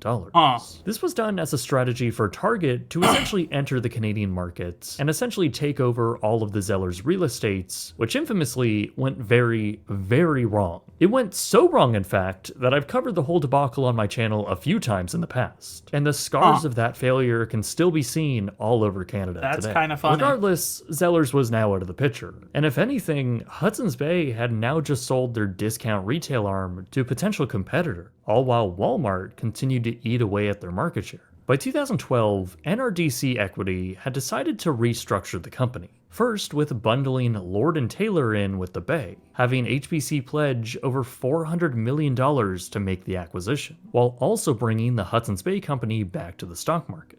After an IPO in 2012, earning them around $2 billion, it was also announced that the very brand itself would be changing. The Bay was becoming a tired-looking logo, largely unchanged from the 1960s, so the name was changed back to simply Hudson's Bay. Even though the company was made up of two of North America's oldest retailers, 2013 was also the same year in which HBC would acquire Saks Incorporated, the owner of the high-end department store retailer Saks Fifth Avenue. They completed the deal for $2.9 billion, mainly with senior secured loans put against the company. This now meant that across their 320 combined retail locations, many of them would actually operate outside of Canada. However, Hudson's Bay as a retail brand was recovering a bit, seeing a rise in digital sales as well as an increase in sales per square foot. things were actually looking good for the brand.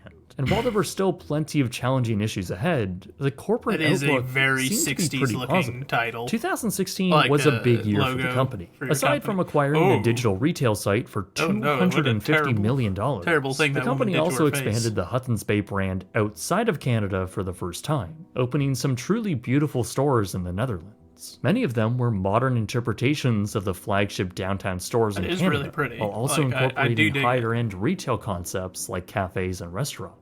But all of this growth and positive outlook wasn't really reflecting in their finances. Despite a truly colossal $14.5 billion in sales, the company as a whole would post a net loss of around $516 million. It turns out that the aggressive European expansion was actually... How do you earn $14 billion and still lose $500 million at the end of a year? Holy moly. Actually a bad decision. And after hundreds of millions were lost, all Dutch Hudson Bay locations were shuttered just a few years later. Meanwhile, Hudson's Bay had announced over 2,000 layoffs, along with their CEO resigning in 2017.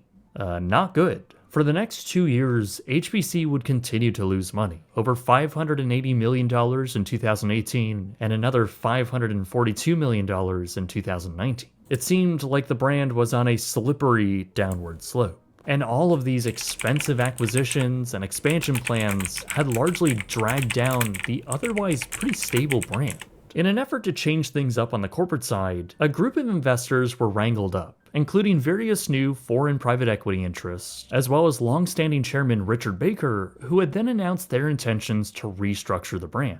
With this new group of private equity investors, they wanted to acquire the controlling shares of the company and take it private once again. And while a Canadian investment firm did try and block the deal, Baker would ultimately get his way, and once again, Hudson's Bay Company was taken off the stock market. Through the rest of 2019, it seemed like the new strategy was to cut off excess and streamline the company. Lord & Taylor was sold off at a $120 million loss, while that online retail company they purchased for $250 million was offloaded for an undisclosed amount, as were their German department store brands.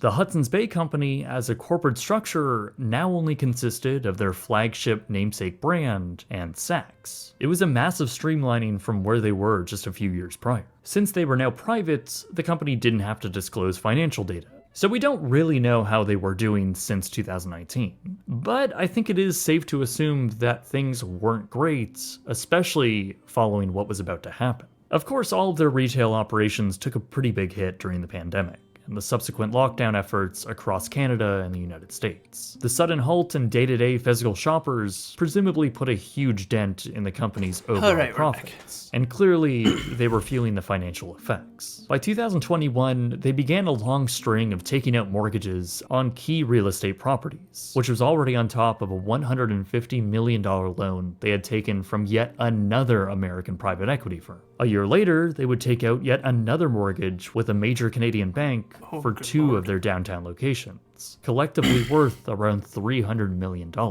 While the company was seemingly desperate for cash, they were also planning to bring another iconic retail brand back from the dead, Zellers. In late 2022, and with a decent amount of hype, Hudson's Bay announced they would be resurrecting the former discount department store brand and opening 25 new locations. Seemingly the perfect brand to bring back for the ever-present price-conscious consumer. In reality, though, it turned out that these new Zellers locations would be a store within a store concept, popping up in the corner of a few Hudson Bay locations. Honestly, they were pretty sad and seemingly not all that popular. The same could honestly be said for Hudson's Bay as a whole by this point. Gone were the days of excited, loyal, and enthusiastic shoppers inside an equally enticing store. Anyone who's walked into a store over the last decade or so was often met with a department store both inside and out that was totally out of date. Through the making of this video, and just by my own experiences in the past, I've been in plenty of Hudson's Bay locations. and just about all of them are bland, outdated stores which are very rough around the edges. If you just walk around a store, you'll not only notice a lack of shoppers, but you'll see stained, ripped carpets, old off-white tiling, discolored drop ceiling panels, an exterior with peeling paint, and just an overall rundown look.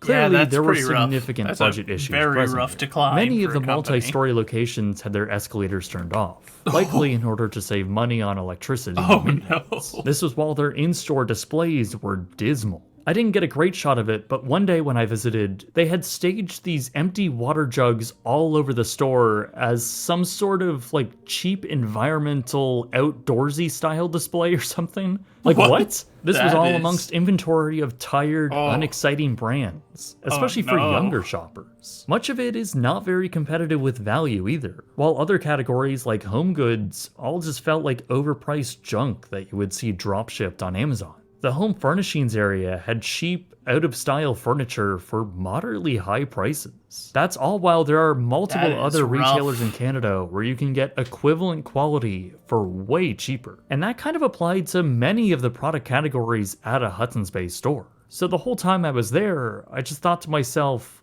why would anyone shop here? Really, all of this mirrored the same issues that the US department stores like JCPenney and especially Sears had faced. In fact, the differences between Hudson's Bay and Sears aesthetically towards the end are pretty hard to discern, which I should point out is a very bad thing. In fact, HBC management continued to watch both Sears Canada and Sears Roebuck in the States fold under their failing brand strategy. And Hudson's Bay, looking very similar to what Sears used to be, responded by opening up a Zellers pop-up. They did basically nothing else, at least to the consumer side of things. By 2023, Hudson's Bay would announce a series of corporate layoffs, just as they had shuttered one of their downtown Toronto locations. HBC would also sell off and take out loans for more of their real estate to raise money and pay suppliers, a clear indication that things may have been getting desperate. From the outside, it seemed like corporate leadership was preparing the lifeboats. Despite the company as a whole treading water, surprisingly in July of 2024, Hudson's Bay Company announced they would be acquiring the American department store chain Neiman Marcus for around $2.65 billion USD. Despite technically being acquired by Hudson's Bay, it was announced that this acquisition would be spun off in a new private corporate entity called Saks Global, which by the name implies would also include the separation of Saks Fifth Avenue. HBC would continue to operate Saks stores in Canada, but only as an operator through a licensing deal. This whole Neiman Marcus acquisition was pretty odd considering the financial trouble they were clearly in, and I was pretty confused as to why they would do this. So I spoke with Doug Stevens, the founder of the retail advisory firm called Retail Profit. I wrote an article for the Business of Fashion that called that move out as kind of the final piece of financial engineering. It was essentially a move aimed at isolating the company so that its liquidation could be done in isolation and not have any impact or any residual implications for the Saks Global Group. Business of Fashion took the extra measure of actually getting in touch with NRDC to actually question them on that and say, is this a valid opinion? Or, are you prepared to push back on that? Was there another reason for it? And they had no comment on that. So we can assume that that was indeed the motivation. Hudson's Bay Company had now been spun off as its own lone corporate entity, and their future outlook was not looking good. As the company failed to pay some mall landlords, it seemed as though time was up for the brand. With not enough liquid cash to make payments to suppliers, on March 7th, 2025, the Hudson's Bay Company announced they had filed for CCAA creditor protection, essentially Canada's version of Chapter 11 bankruptcy. The filing showed that the Bay had around $3 million in cash How are you on doing today? hand, Welcome in. while they still owed tens of millions to suppliers. In fact, the entire company nearly owed $1 billion in debt.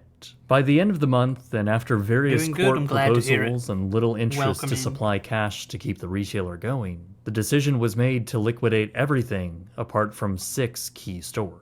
Those 6 locations, mainly in Ontario, were some of their most valuable and high-trafficked areas, like their prime location in downtown Toronto. However, by April, the court deemed the probability of finding a buyer to operate those 6 locations as too risky, and the decision was then made to what are we liquidate watching? them anyways. We are watching essentially the video about the bankruptcy of the Canadian company Hudson's Bay Company.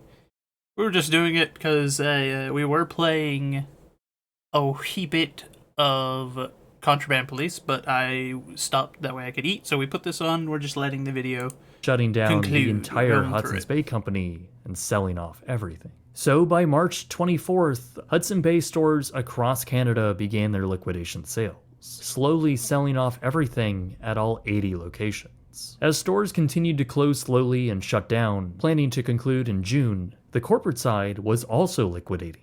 HBC planned to auction off their rare company artifacts, including the 1670 Royal Charter, a document very important to Canadian history and something worth quite a bit of money, though many correctly argue that it should be donated for public viewing. Meanwhile, the branding and the rights to sell some of their exclusive products, like the iconic striped blankets, were also put up for bidding. That apparently garnering quite a bit of interest, including a bid from domestic retailer Canadian Tire. They would actually acquire the brand and the rights to sell the striped blankets in May for around $30 million. So it seems that, at least in name only, the brand will live on. No matter what though, Hudson's Bay, as it once was, that's pretty rough, is now over. There was an Instagram message that was put out, and it was kind of like, they were saying, hey, 355 years of your business, starting off as a hardcore, roughing it out in the wilderness as a beaver fur trading company on the frontiers of a new world. Over that 355 years, growing into a massive corporation that's making billions of dollars every year on sales, to your dying legacy is a striped blanket. Thanks for the great weekend sale event, Canada, but it was, hey, thanks for the last 350 years, Canada. See you later. If somebody had sat down and said, how can we add insult to injury here? Any ideas? That would be the one. So yeah, it was kind of hard to take. Look, this story is a complex one, and there is a lot to consider when looking at their massive history as a whole. Through its whole life, it has survived challenge after challenge, proving to be one of the most resilient companies, certainly retailers, in North America. Its success through this time clearly made it a valuable asset, obviously worthy of an acquisition. But despite its own merits as a retailer, the major misstep, as though the portfolio of valuable real estate was the real interest to Richard Baker and his private equity firm, which again specialized in real estate. Once Hudson's Bay was acquired, it was no longer a Canadian entity. It's a slight exaggeration, I suppose. I can imagine it, because this is exactly the same thing as what happened with the Sears Company, where the Sears Company at one point was so financially powerful in the US that they were almost an integral part of our society. You could literally buy a house to build from them. Like, you could open a Sears catalog and they had a build-it-yourself house kit that you could buy. They would send you it. It was actually really nice. The houses that it produced are still standing to this day. And then it's only died in the last the last little bit of time, despite having been around for quite a while before that and having been so big. And both of the companies have the exact same dying story too. Like, they have these really interesting stories of like they're coming up and becoming a thing and like becoming these huge entities, and then both have the exact same story of how they died, which is there was a couple of bad years, leadership panicked a little bit, brought in investment firms, and the investment firms gutted everything with financial mistake after financial mistake, and then both companies just died out. It's insane. There is no fate worse, in my opinion, for a business. There is nothing worse that could happen to your business than a private equity firm becoming the owner. If they become the controlling share, it's over. Like, That's basically it. You're done. The biggest mistake they made was closing out Zellers. Yeah, that I don't get. Like, so, especially to sell it out to Target, of all people. Target doesn't make any sense, because Target, is like, there's Walmart, which is your budget-friendly kind of, like, store, It's your budget box store. You can go there, you can buy whatever you need. The prices are a little high, but not unreasonable. And then there's Target, which is like above them. It's like the what do they call it? The bougie version. It's where you go if you want like the slightly nicer stuff. Why? If Zellers is your direct competitor to Walmart, which was already a company you were struggling against, why would you sell out to Target? Yeah, and then they were talking about Target screwed up their supply chain. Exactly, and he talked about that. Target bought out Zellers, all of their locations, and was like, all right, we're going to take over those lots and we'll build Targets there. And then immediately was just like, we aren't going to do that, actually, on second thought. It's just, I honestly, a lot of the time, I can't tell with these private equity firms if it's deliberate malice or they're just dumb. Normally the saying is don't attribute to malice what could be attributed to stupidity. But with something like an equity firm, I don't know. I incline towards malice. Like, it seems deliberately like you're killing a company and your only goal is to pilfer as much of its value as you can while it's sinking. It's the guy that's, like, poking holes in a ship that way he can rob it. And I don't get it. It was now an investment vehicle for American investors who really didn't have a whole lot of experience with department store retail long term. Even if they wanted to claim that Lord & Taylor was their success story, did it really turn out to be? Clearly their interest level in the company varied over time, as they seemed to be more interested in what the brand could do for them. They are a private equity investment firm, after all, which, needless to say, doesn't have a great track record with buying up legacy retail brands. No, it doesn't. The needless expansion and acquisitions only loaded the company with debt and failed ambition. I also find it funny, think about it this way. So,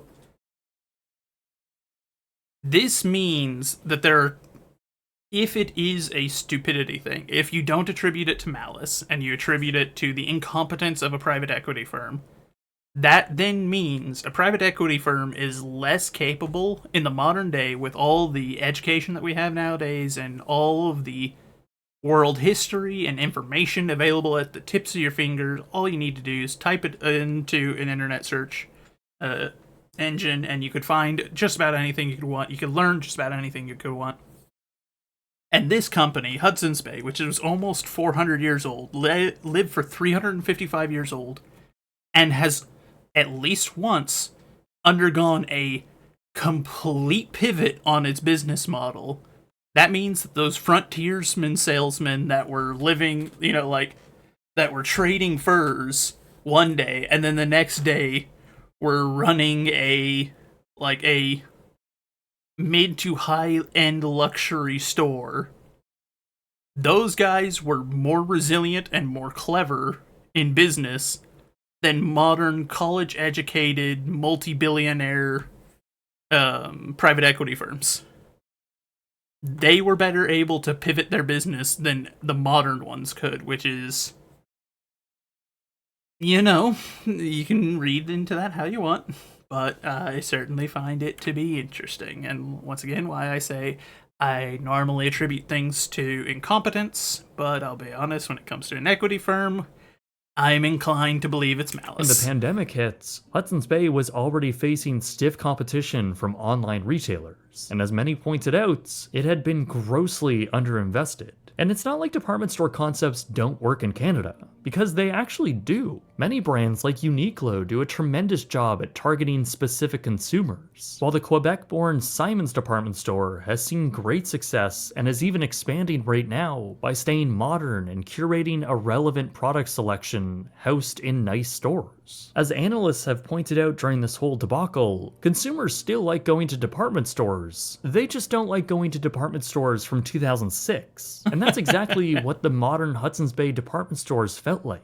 And in many fundamental ways, they were still a 2006 retailer. In my opinion, their private equity owners just didn't do remotely enough. Whether it was because they didn't know what they were doing, or how to run a department store chain, or because they were simply more interested in squeezing every bit of value out of the company as possible, without having to put anything back in. And really, I don't think that harsh take is really all that out of pocket. No, as many I mean, that's argue, exactly the same take I what had. private equity firms do. I also had to ask Doug on how he's reflected with HBC and their private equity owners. I feel that had Richard Baker been just a guy that used his own money, out of pocket, bought a business, didn't know anything about how to run it, ran it into the ground, wound up going bankrupt, I'd say, well, that's life, right? But the model itself encourages what has happened. The business incentive is no different whether the business survives or dies. And in some cases, it may even be better from a financial payoff if it dies. You know, when you're using 80% of, other people's money to buy a business and then collecting a management fee from both sides as the acquisition actually withers, and then you get to just sort of walk away from the wreckage only to do it again and again and again, then I think there's something wrong with that. That's just not a healthy form of capitalism. And, there are 9,400 it's a subject lives of in late Canada. stage crony capitalism in particular. A lot of people will, it's funny, a lot of people will hate on capitalism in the modern day because of how certain things are functioning. And I'm like, look guys, I get it. I understand. We're not, what you're seeing is a very specific kind that we have unfortunately evolved into, which is called crony capitalism, where this is the thing. Where there is money to be made off of incompetence, which is just sad.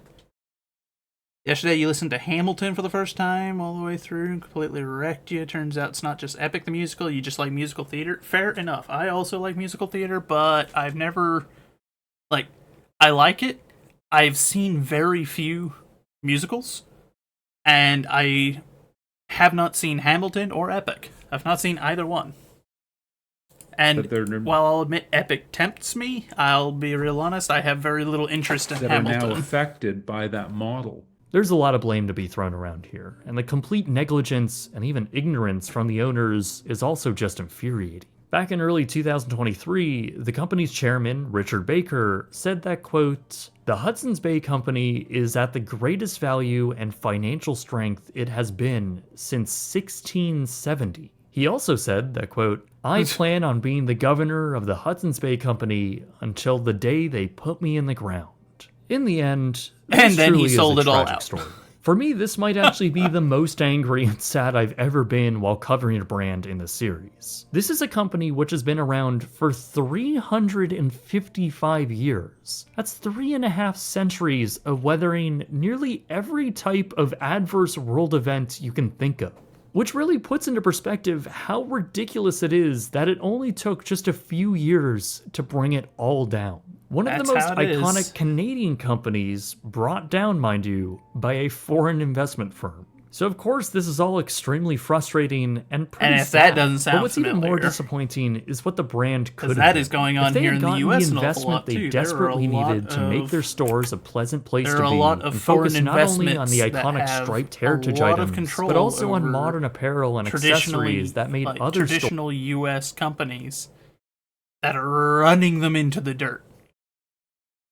stores like Simon's so successful, then I think they would You have gotta had wonder if it's a seriously deliberate real thing shot. sometimes. There needed to be a vision that leveraged such potential held within the company's heritage and brand identity. especially given this, let's say, interesting time in history where more Canadians are looking for leaders in Canadian retail more than ever before. The pivot they needed was right there. Yet, ironically, it was taken away by US investors, with seemingly no respect for the very history and Canadian influence that allowed this company to withstand the test of time. But, of course, instead of all of that, this iconic brand, which first raised their HBC flag over 3 centuries ago, will now close as a very different company for the final time.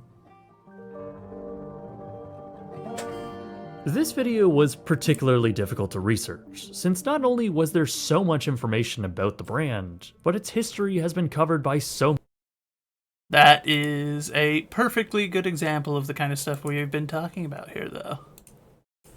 It is a problem, and it will continue to be a problem, unfortunately. In fact, I think it's only going to get worse until countries start cracking down on it and start making laws about foreign investments and investment firms in general. That being said, I don't anticipate it occurring because there's a lot of money, and a lot of the people that are making a lot of that money are friends with the people that make the laws, and the people that make the laws aren't going to do anything that their friends that are making all the money don't want them to do. So, yeah, no. Maybe that makes me a bit of a pessimist, but I do think it's going to keep occurring. I think that is the situation we're in. Desirable professions. The Ministry of Labor and Social Policy is introducing new regulations on entering the country. Every immigrant who goes through must have a valid work employment. In addition, only people that are plumbers, locksmiths, bakers, electricians. Haven't we done this one before?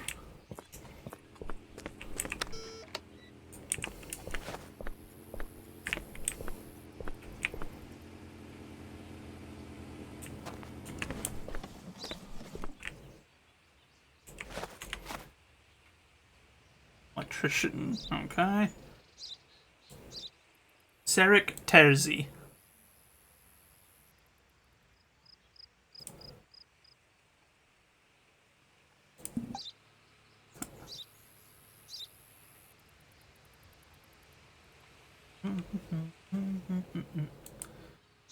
It's interesting times that we live in.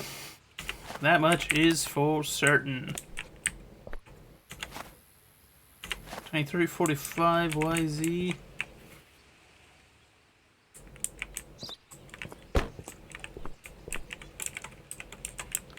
Thought I saw one for a second there. Surely.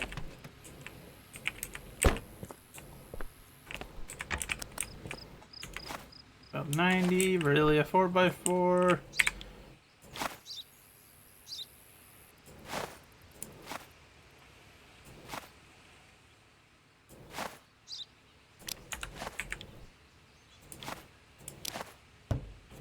I almost let that guy through. I almost didn't catch that until the last second. I saw the stamp and was like, wait a second. You survived the outbreak? I'm glad to hear it, Star. I never doubted it. But welcome back, my friend. What?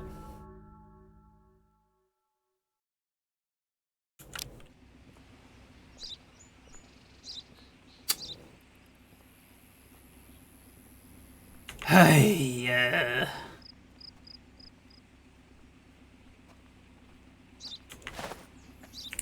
Wait, hold on. I turned him back at least, though, yeah? I feel like I should get a lesser penalty. Termiraz Anslau. Name's incorrect. F7, FD, H9, 7G. That's correct.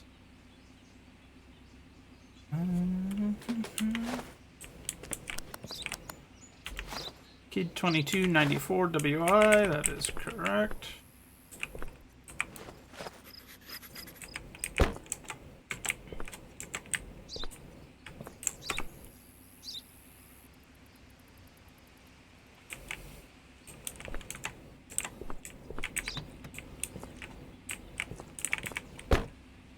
Hello there. Mr. Shadow, thank you for the follow, my friend.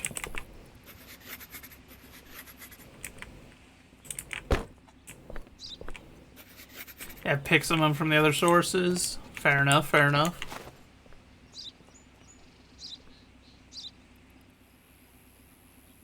Two and 3, that is correct. That is a micro.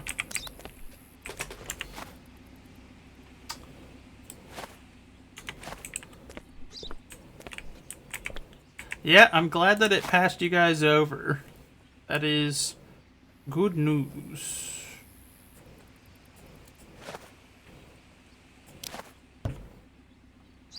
Отлично.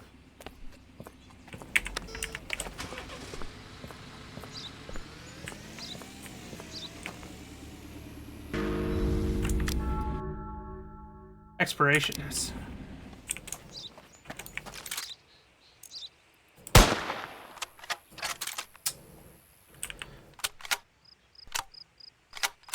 Yeah, I almost got him. Knocked out his rear window on the rear, like the rear passenger. This one.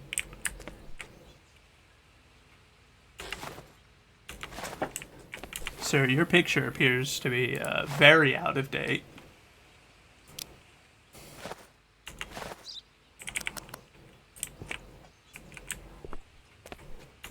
QBZ0023XH, alright. Peter Karabiev.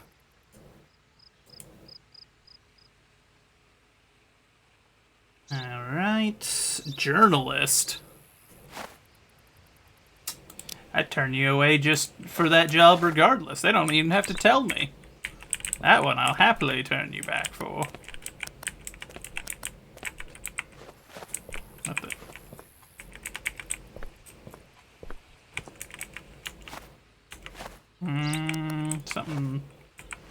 Something's wrong here. Peter, there's a problem. Peter, everything's broken. I can't. Peter, I'm sorry. Peter, you appear to be invincible.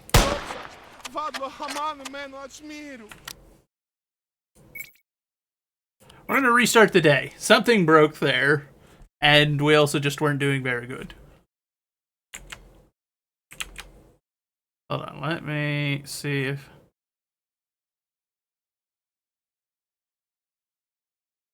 Trying to move things around so that whenever I have that full screen up, I can still see chat decently. There we go. That's much better. Now I can actually read what you guys are saying. Like, half of it was going off the screen. I don't know why this game does that. No other games I really play do it. It's pretty much just this one.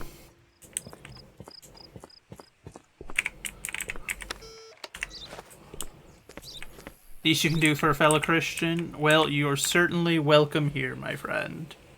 Always happy to have some more of our fellow Christians.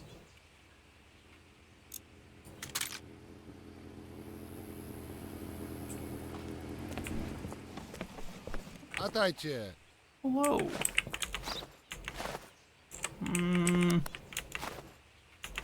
Okay. His hair color is a little...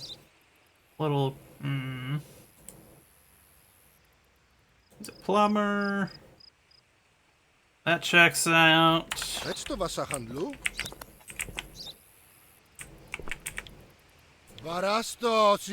I'm making a big mistake. No, you made a big mistake coming here, bud.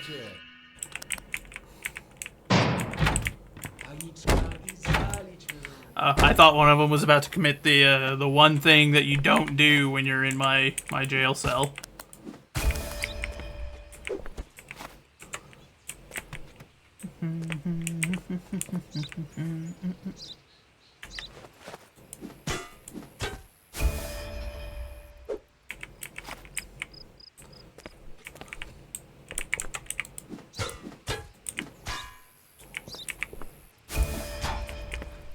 I was like, what the heck?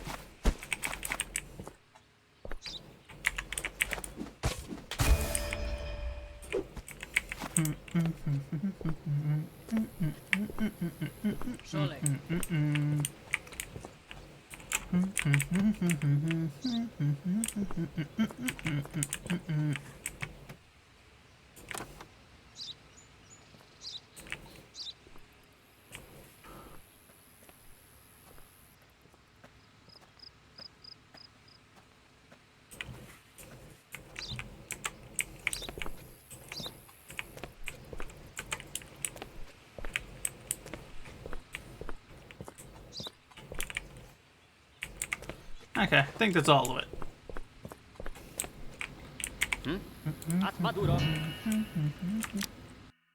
Yep, we got it all. Nice.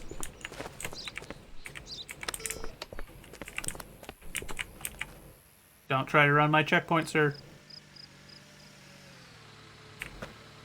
Alright, you sit right there. I got a bunch of contraband in my pockets I gotta deal with.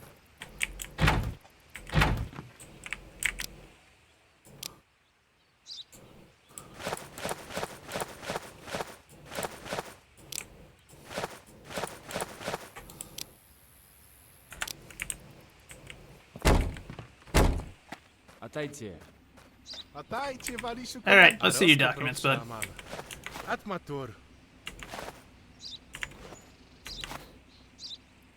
Teimuraz Einslau.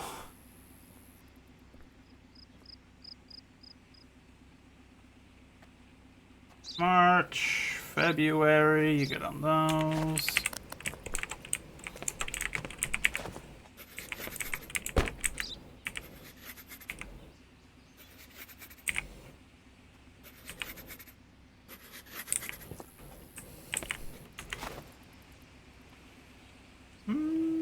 Okay, your cargo list is wrong there, bud.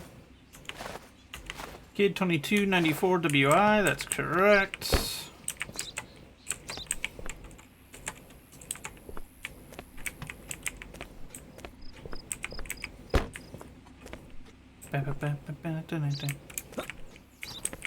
Okay.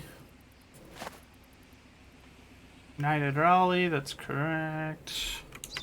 That is a mini, that's correct. 870. Well, sorry, Einslau.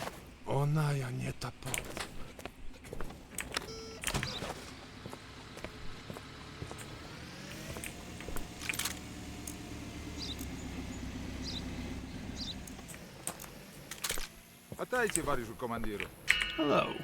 Hello, comrade. Let me see your documents. Okay, you look like your picture. Good. Peter Karabaev. Teacher?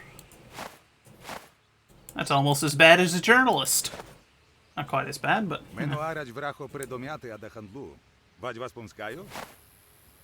Expiration date, you're not getting in, your card, or your passport number is wrong.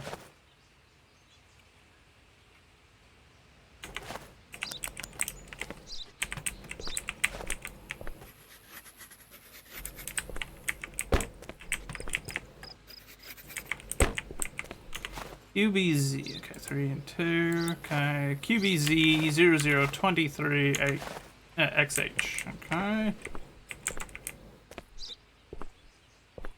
In the 90s, I had to be on this running in the 90s. 1360, alright. And I'm fairly certain that's a Zavid, but we're gonna check just in case, because I haven't looked at one in a bit. Yep, that's it. Sorry, bud. I thought he was going to say something that was going to get his vehicle shot.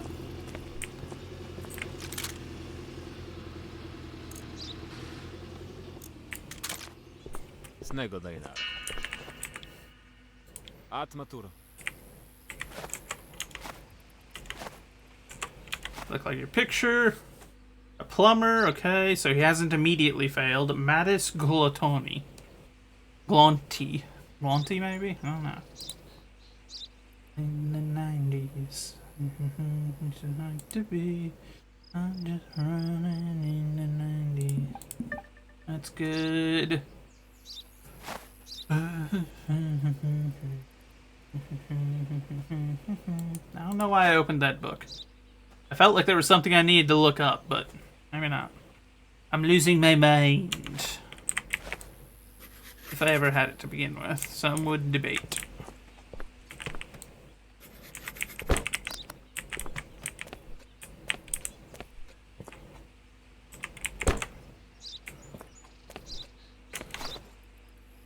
And one, that's correct. Okay, WUC 1625 PQ. Okay, that's good.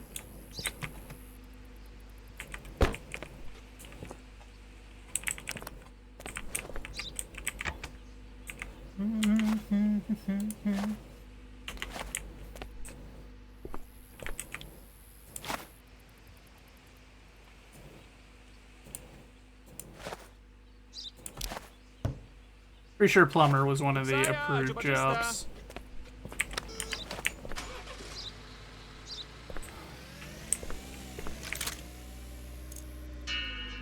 Why are you not looking at me, sir? You're being very shifty.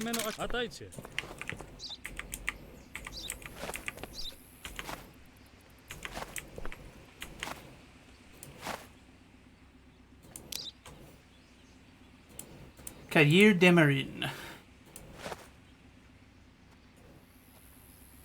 Transporting chemical agents. Don't know why, but alright. Missing a bumper. Missing one of his mirrors.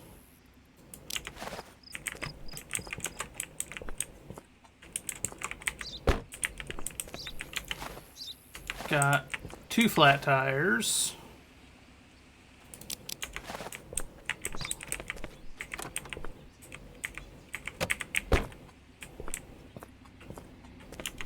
UET 4817EI, that is correct. Under its weight limit. Barely good. Yep.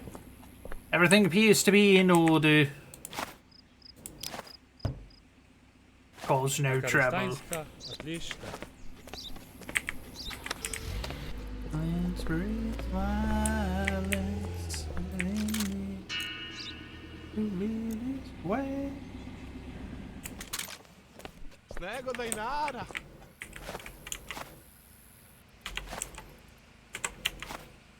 Rashid Dahash.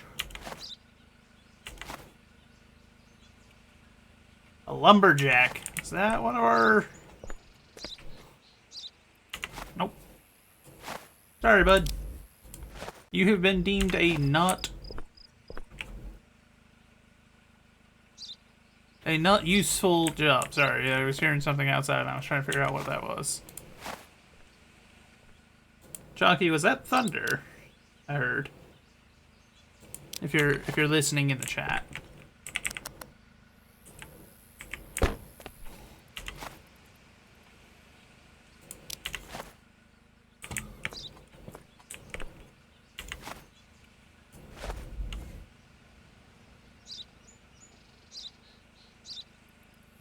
Yeah, okay, that's some pretty significant thunder going on.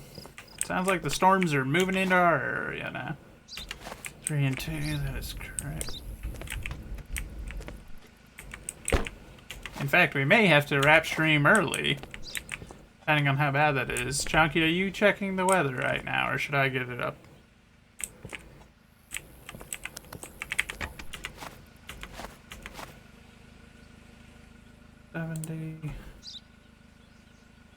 It's supposed to storm today? Yeah, but I'm more worried about if there's any particular things that we need to be on the lookout. Particularly high winds or tornadoes.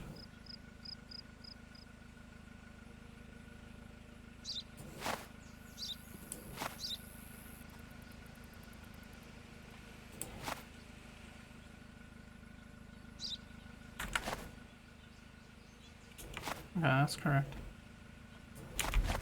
Everything appears to be in order. Actually, no, wait, no, because your entry, you failed on entry regulation. Sorry. Got a little distracted by the weather. Don't try anything, Grandpa. Severe thunderstorm warning near us? Okay, well that's not too terrible. Kahalil Dahash.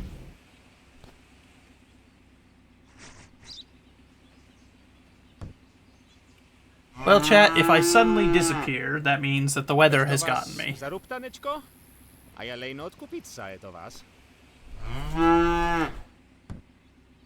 That's good, that's good, that's good. She's an Nizam, 72. 2030, just barely meeting it. That is, in fact, a cow. We're once over with ASV 2719 AE.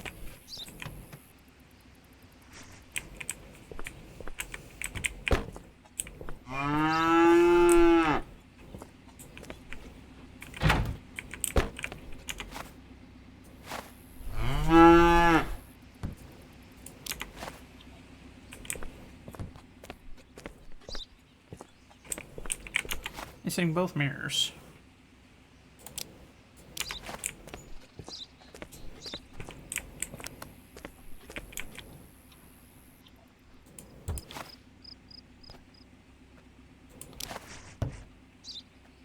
Thunderstorm high 85, southwest wind 17 mile an hour, gusts as high as 26.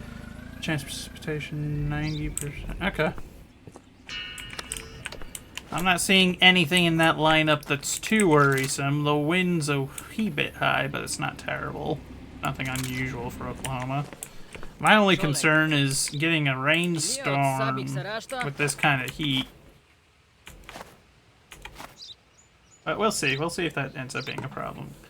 Sevihir Karabiev.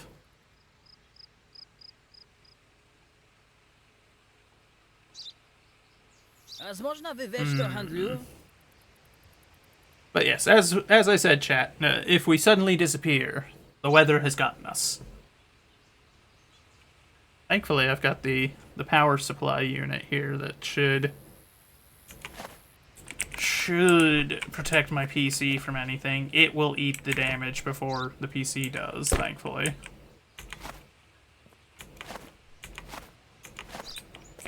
But my internet is not through it. It is not run through that right now, so we will lose internet if the storm hits. Funny wind tubes are always a possibility. Of course, they're always a possibility, especially in Oklahoma. We're not the tornado alley for no reason. We don't call ourselves that just for the fun of it. And anytime there's rain when there's heat, normally rain is more like a cold weather kind of thing. You know, like cold air is with rainstorms most of the time. Cold air plus hot air makes rotation. Rotation makes tornadoes. But it's not always true either, though. So you never know. We might get lucky.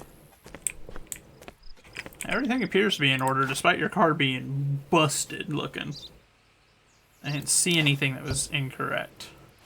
At least.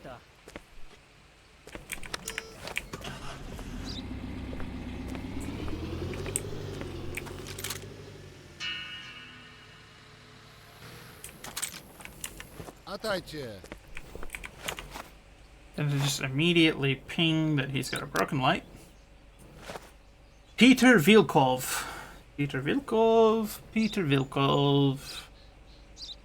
That checks out. February, you're good there. July, just barely. 1 day until that entry permit would no longer have been valid. Ah, crap. Oh. Actually, hold on. I have a sniper rifle. I can hang further back now. I don't have to be, like, up on the front line.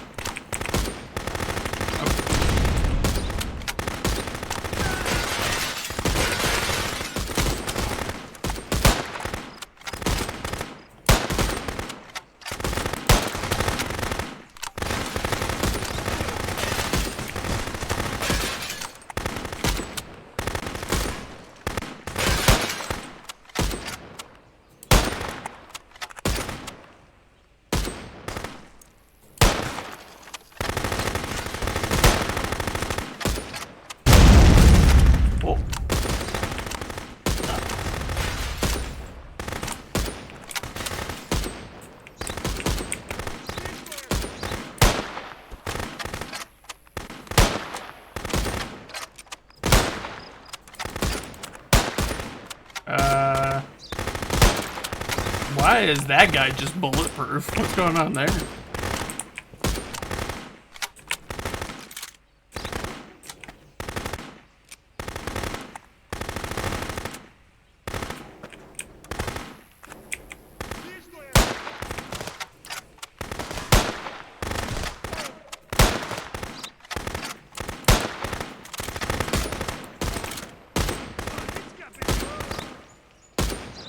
I think I might prefer my AK after all.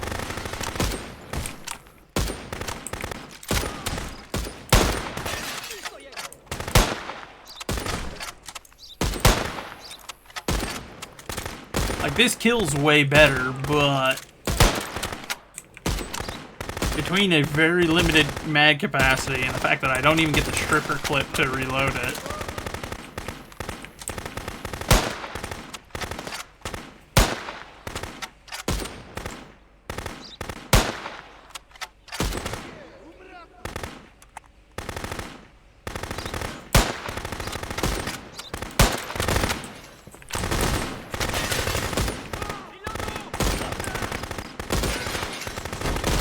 Why are we not reloading that whole time?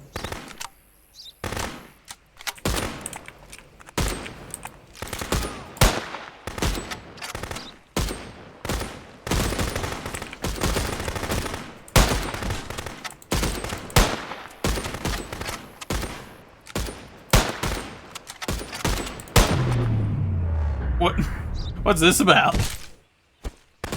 Suddenly Sniper Elite, what's going on?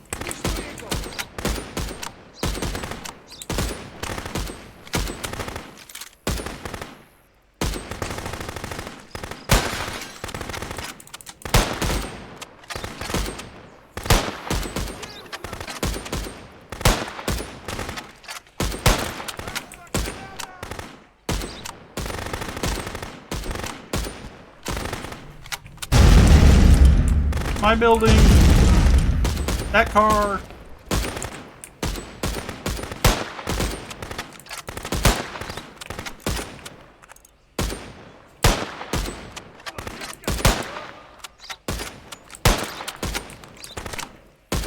There's also just the inconsistency. Some of these guys go down, like, most of them go down in one shot, and then you get the occasional that's just like 3 or 4 bullets before he'll go down.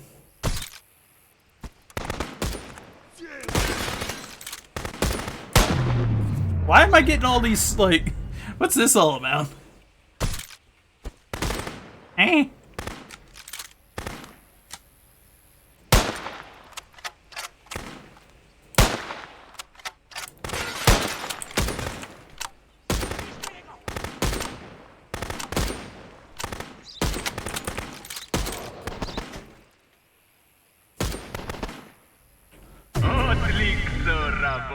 That was ridiculous.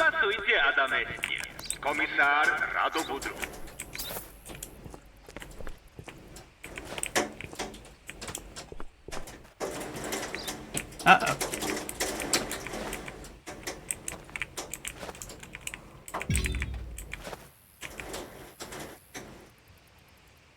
Chat, I apologize if my mic is picking that up. There is... sounds like some hail starting up. And my window does not have one of the, like, coverings over it that should be protecting it from it. So it's distinctively loud when it hits my window.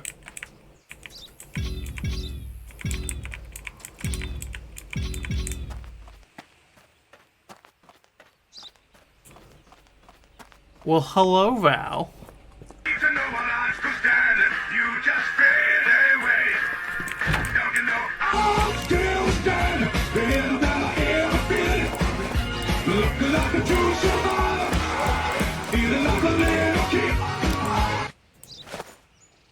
My goodness, imagine. Still standing. This late into stream, Val. A bold strategy, to be certain. But welcome in. I can't guarantee we'll be on much longer, considering the weather situation, but we shall endeavor to stay on for a while yet. Mother Nature is always a problem here, and if I were to let her stop my stream every time that she felt the need to throw a hissy fit, then I would never stream.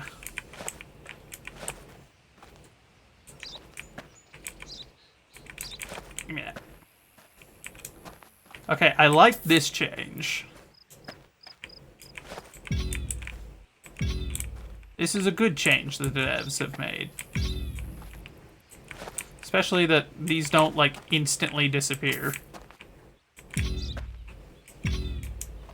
So I can actually get all the loot from the people that attack my bases now. It's all good here? Yeah, not so much here.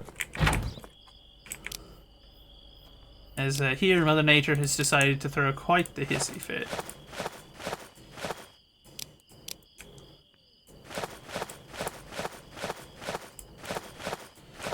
Yeah, I'm gonna need to, we're just gonna call the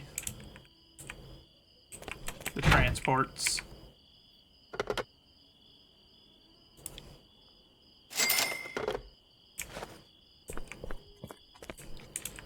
Super windy now? Yep. Hababa. Hababadagada. Hababadadaba. Hatapatakataka. Hatada. Hababa. Hababadagadaga. Pa. Pa. Pa pa pa. Pa.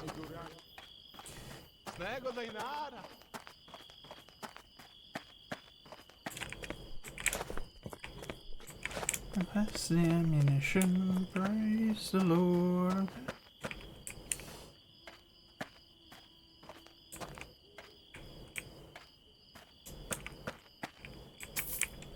Oh yeah, no, that wasn't me. That was the actual Dog of Wisdom clip. It's a redeem now. I figured it made sense considering how frequently we all stopped the pa.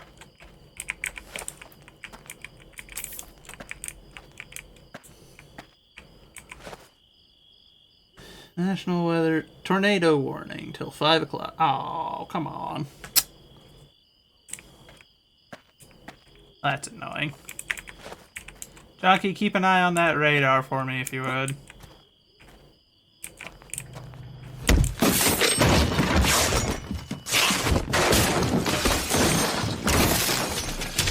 That's everything.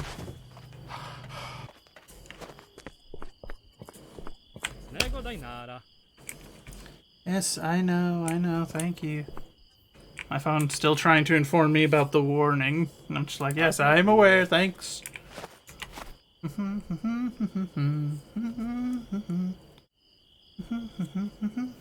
Alright, Roman Schwetz. That's a heck of a name you've got there, sir, and you've already failed. 8 July, January, that's good.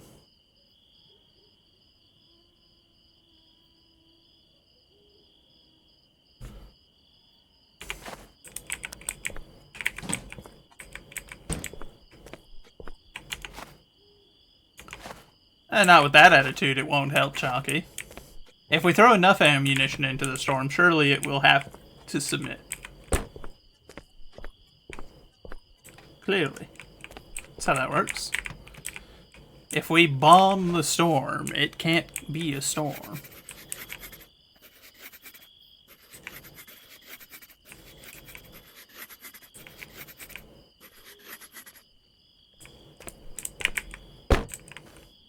We don't have enough. True, you and I don't have enough ammunition. But 410 or 4100 rather, but oh. I was like, what the heck is that? Bundle. Hello. Thank you for the raid, my friend. Interesting timing.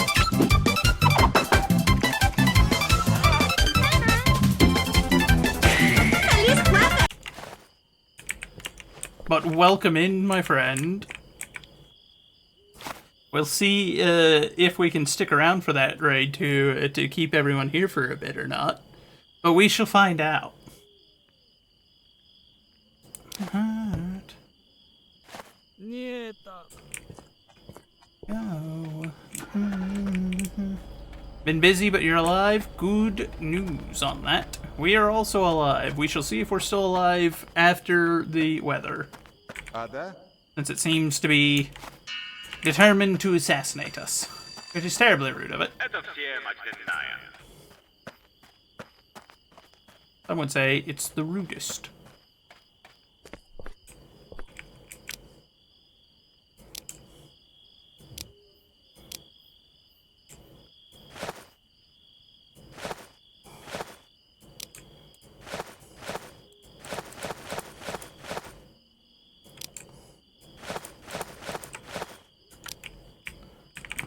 Why they're trying to kill someone is not. I mean, yeah, especially in Oklahoma. Like in Oklahoma, that's basically the default. But it is terribly rude of it whenever I'm trying to stream to be kicking up a storm like this. Burbs. Yeah. Yeah.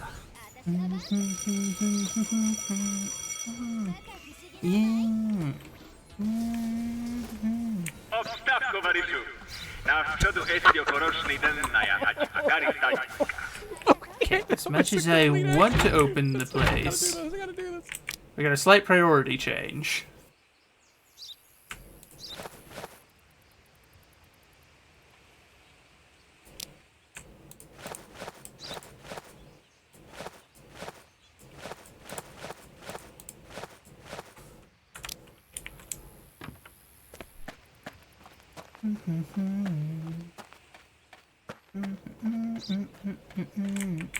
Alright, Sergeant, I need one of the vehicles with the big cargo. I think that's my highest cargo one.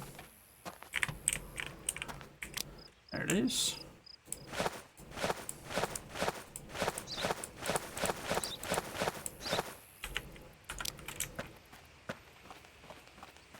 We've got too many trade goods in this shop right now, so like we're gonna run some stuff over to the stores before we actually open up the checkpoint proper.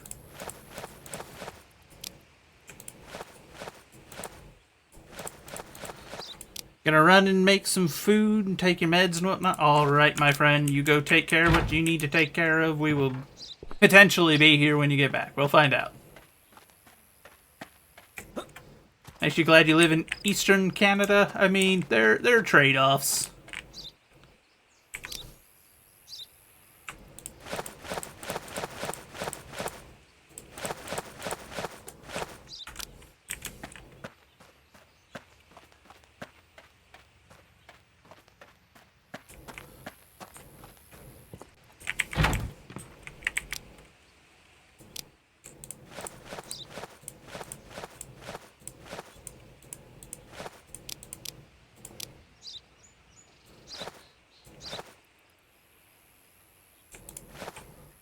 Take that as well.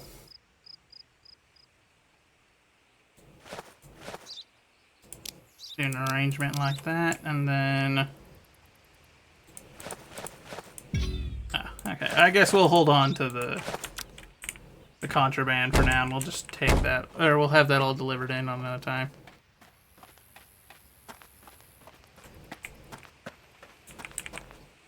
Oh yeah, the kid fighting a ninja in there now?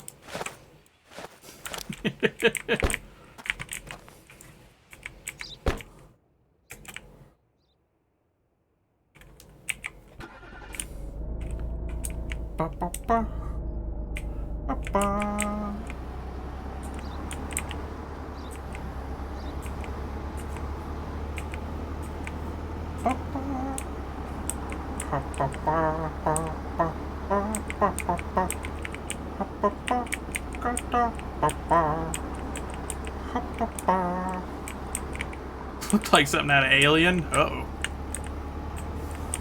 Well, to be fair, you are rather pregnant. So I suppose it is not a great surprise. But I am sorry to hear that you did not sleep well because of it, my friend. That is terribly unfortunate. I wish I could assist you in that, but there is very little I can do in regards to that, unfortunately. Kinda on your own. I suppose I could knock you out, but I don't know how helpful that would be. You know? More like a temporary fix to a problem.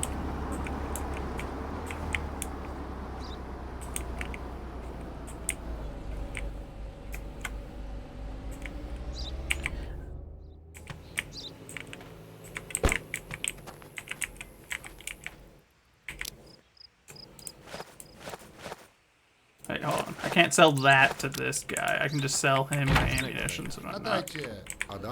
Hello, Vlad. Let me...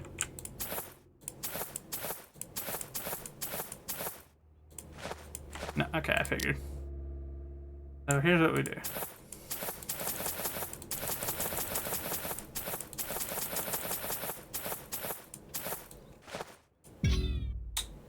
Rude. He does not approve that method. Fair enough. And I give what he wants a fair shake on if it should be acknowledged or not. So, in this case, I shall listen to him. Let's see. So back out, go down. Okay. Oh,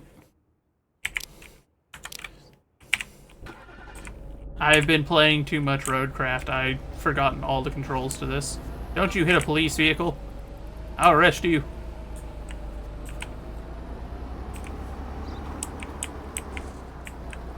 Lisa, thank you for the follow. How are you doing today? How'd you find us?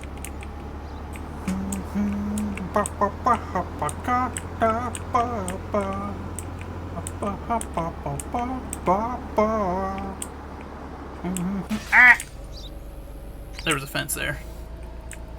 Don't worry about it, guys. Nothing unusual happened. That's how you drive. I don't know what you're talking about. Just like this is a perfectly normal parking spot. I don't know what you mean.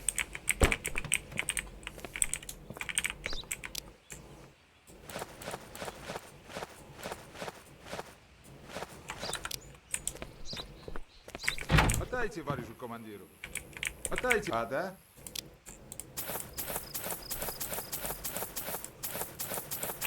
Тересний зато Амана,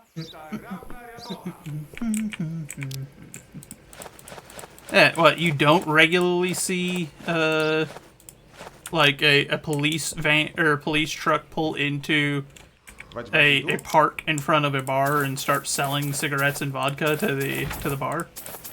Strange. Peculiar. Very odd. You live in a weird place. This is completely normal here. Nothing out of the ordinary. Not at all. Especially border police. Like, I'm not even regular police. I am the border guard.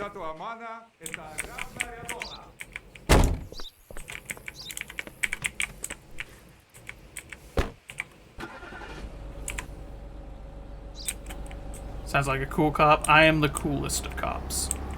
There's never been a cop cooler than me. Ah! Don't worry about that.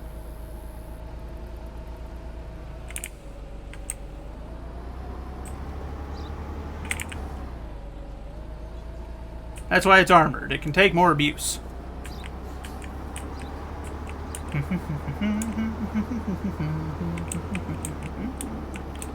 I mean, trade-off, Chonky. I am also the arbiter of police brutality. Like, I am the progenitor of it. I'm pretty sure. Like, I literally point sniper rifles at civilians as they pull into my checkpoint, just because I'm like, if you try to run the checkpoint, I'll have you done before you know what even happened. Try to run my border checkpoint, you get shot on the spot.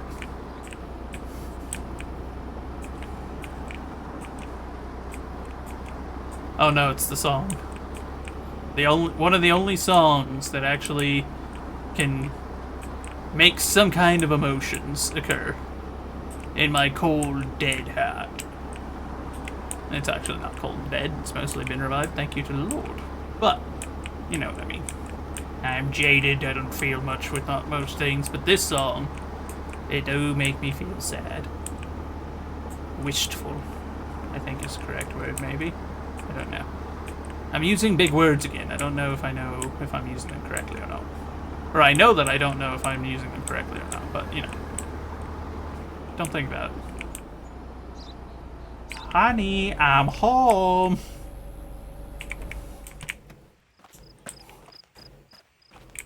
Ada? Swap it out. Ada, man. Hello there.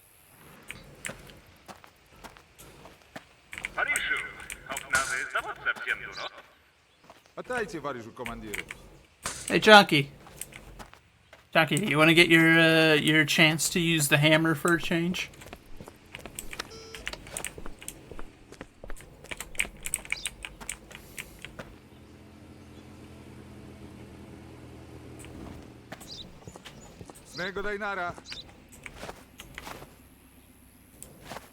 Thank you.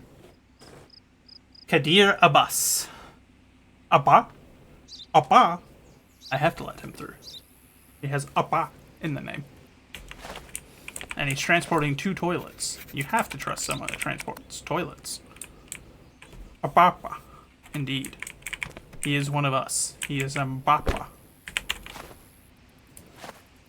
EQK 5540 QF. Okay.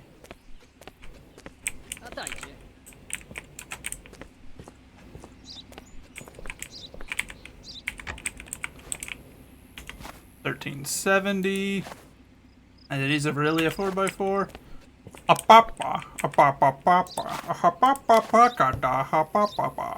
There you go, sir. He's even from Al Bakra.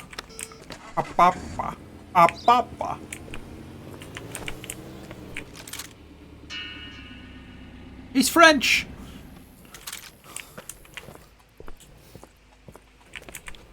Ilio, otsabik sarasta? Of course he's rude. Simon Matee. Okay. B7RF, CSZG. Okay. August, September, you're good on that. That is a Zavid. It is under its weight limit.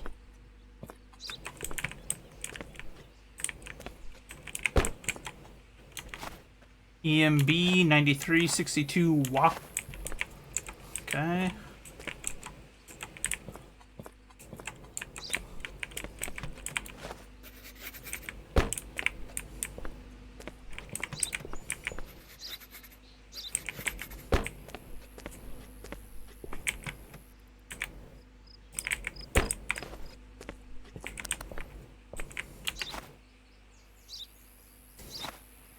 Going 4, that is correct. That is Kazakhstan.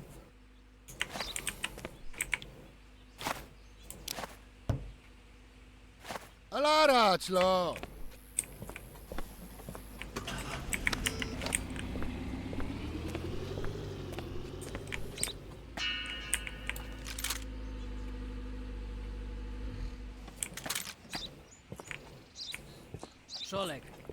Hello.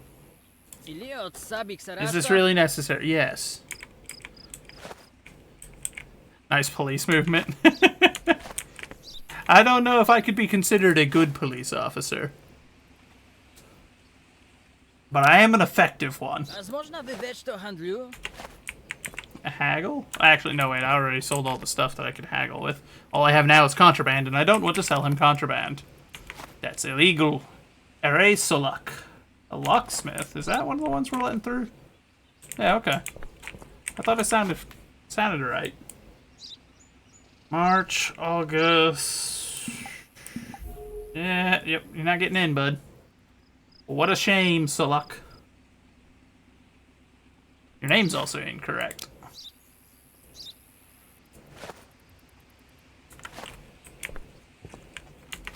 Indeed. This is also incorrect. I'm becoming suspicious of you, Solak.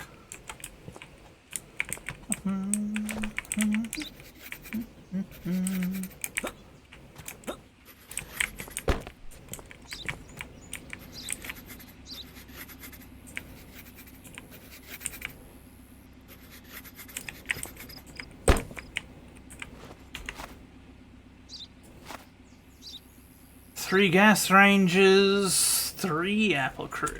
Well, congrats, bud. Now I gotta start pulling stuff out of your vehicle because you put things in the way that you did. I'm just wasting your time. No, you're wasting my time. And it's not in here either.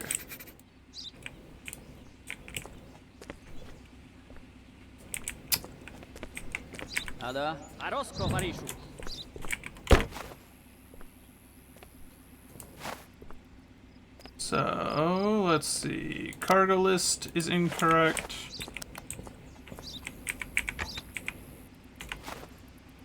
Almost was overweight, too. Dude almost got penalized for just about everything that you could get hit for, almost. He was cooking. I'm making a big mistake. You just made the mistake of threatening me in my, my place.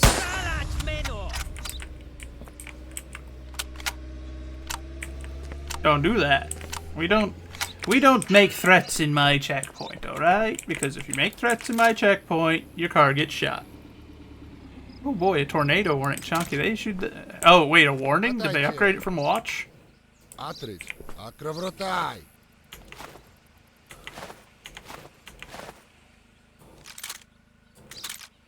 Okay, that's not him. Nikander Kulkin. Just now? Oh boy. Oh, yep, there it is. Tornado warning till 5:30. Egg-nibbit.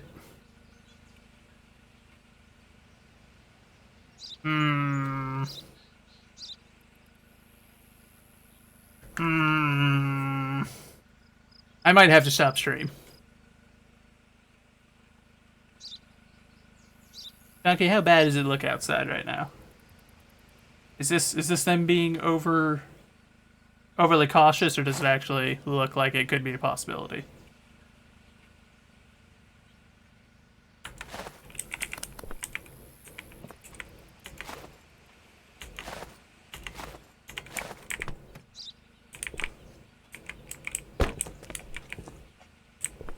Checking? Alright, cool.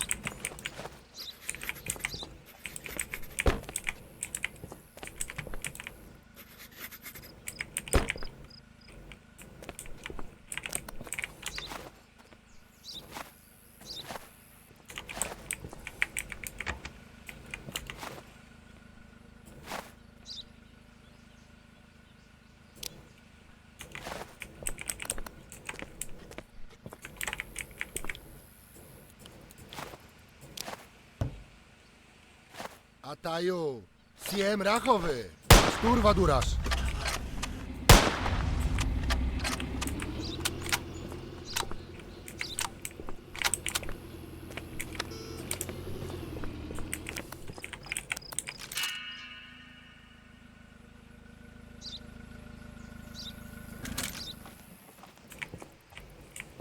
Nego daj nara.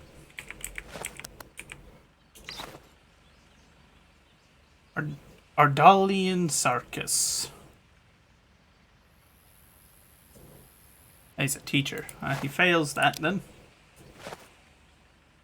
25 July, just barely. 30 July, just barely keeping it in check, bud.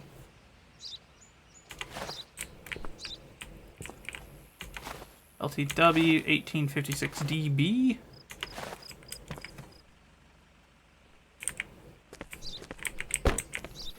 Donkey, you didn't get pulled out of the apartment by tornado. Okay, no, it's kind of calm right now. I don't want to end stream early just because of someone at the National Weather Service got a little bit jumpy, but we might have to end early.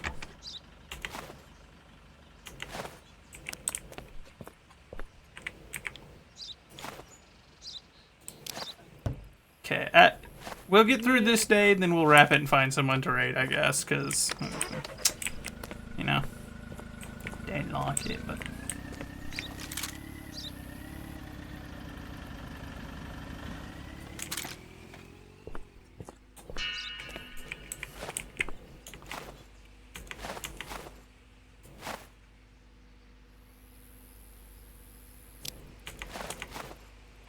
Emin Bagdas.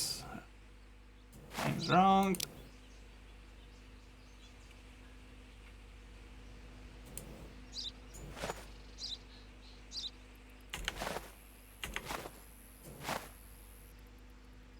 That is not a Cena.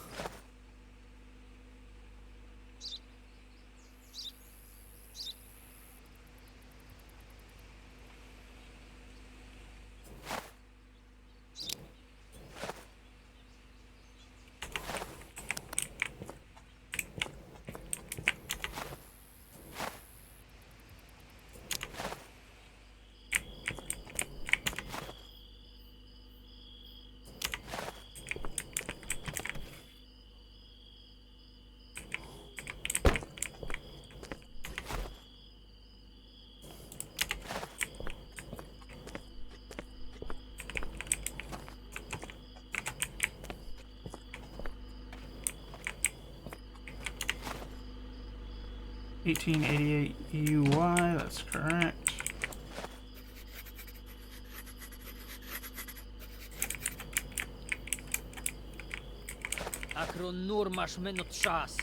Okay. There wasn't anything hiding behind it. That's all that I needed to confirm. Where's my sergeant? Oh, he's over here.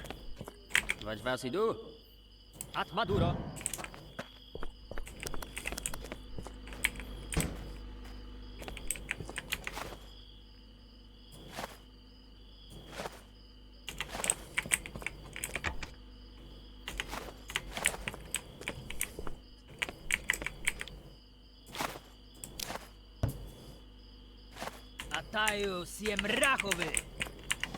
Statku urwa dura!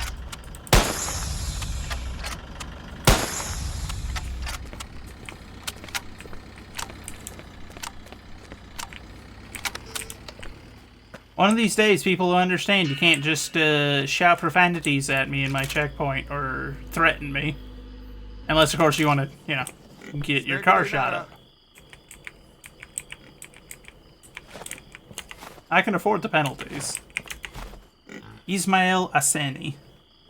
An artist, you have already failed, sir. You couldn't have chosen a much worse profession. Ismail, so that is incorrect. Passport number is wrong. It's expired.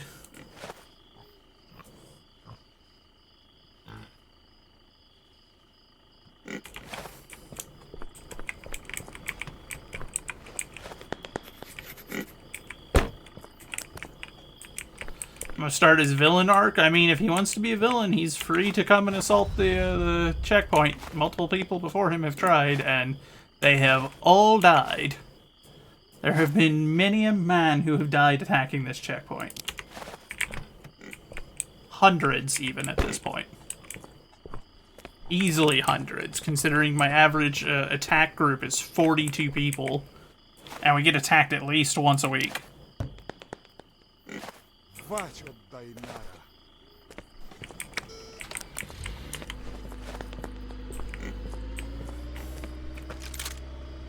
Hey, there he is. Hi, bud. Hi, Commander. Hi, bud. You're under arrest.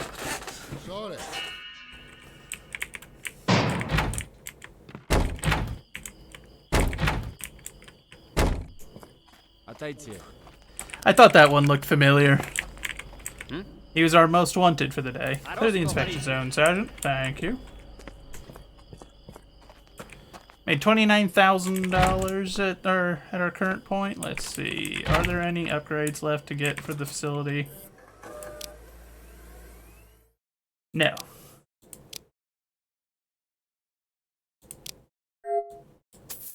Why not? Let's buy this silly little car. Look at it. Wee-oo, wee-oo. Look like I'm gonna go arrest Italians or something. Got the world's tiniest police vehicle.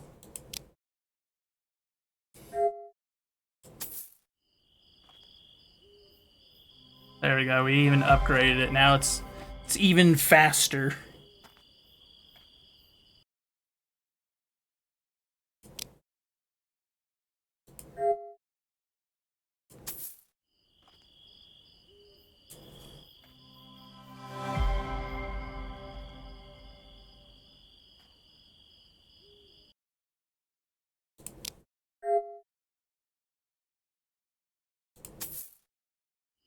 Why not? We'll acquire all the vehicles and fully upgrade them. No reason not to. We've got plenty of money. I thought that this was the story mode, but I might be wrong. Or maybe I just need to go, like, do stuff outside of the checkpoint. See, that's always my problem whenever I'm playing games like this. Like, I'm playing this kind of a game because I want to do... Like, I want to be a border guard. That's what I want to do. Wait, there are still people out here. What the... Oh.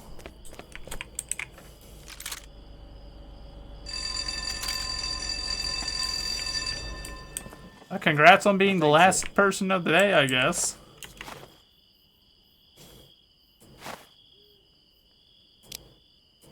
I didn't even notice that we had vehicles out there.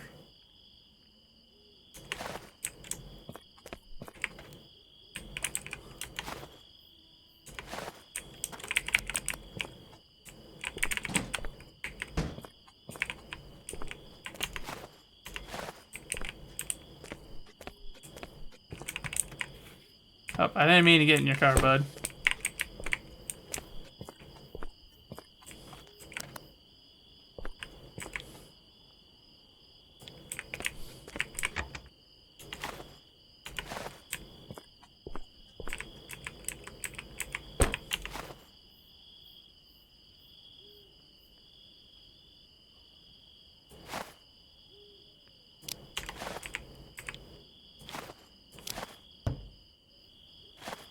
The mala. Why? Because your information's incorrect.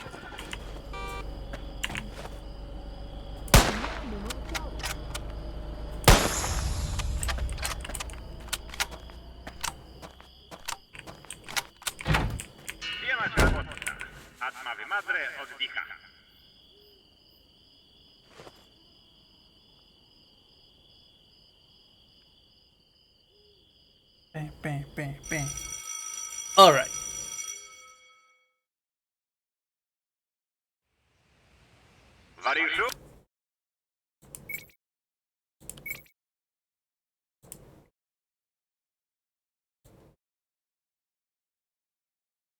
Alrighty then. I hope that everybody enjoyed it. We are going to wrap it a little bit early just because of the weather. Don't want to risk the storm knocking us out midstream. So, I hope that you all have enjoyed yourselves. Let me find someone for us to raid. Regardless, you all have a wonderful rest of your day. God bless y'all. I appreciate you guys coming out and spending time. Now, let's go show some love to our fellow Ooh, I know who to raid. She's doing a good cause, so we shall go and we shall raid Catherine Naomi. Share some of the love with her, everybody. And I will take care of myself, Chalky. I don't have to reaffirm that because you know it. You'll be able to see it whenever I come out there and do it. But, you know. Alright. Bye, chat. Bye.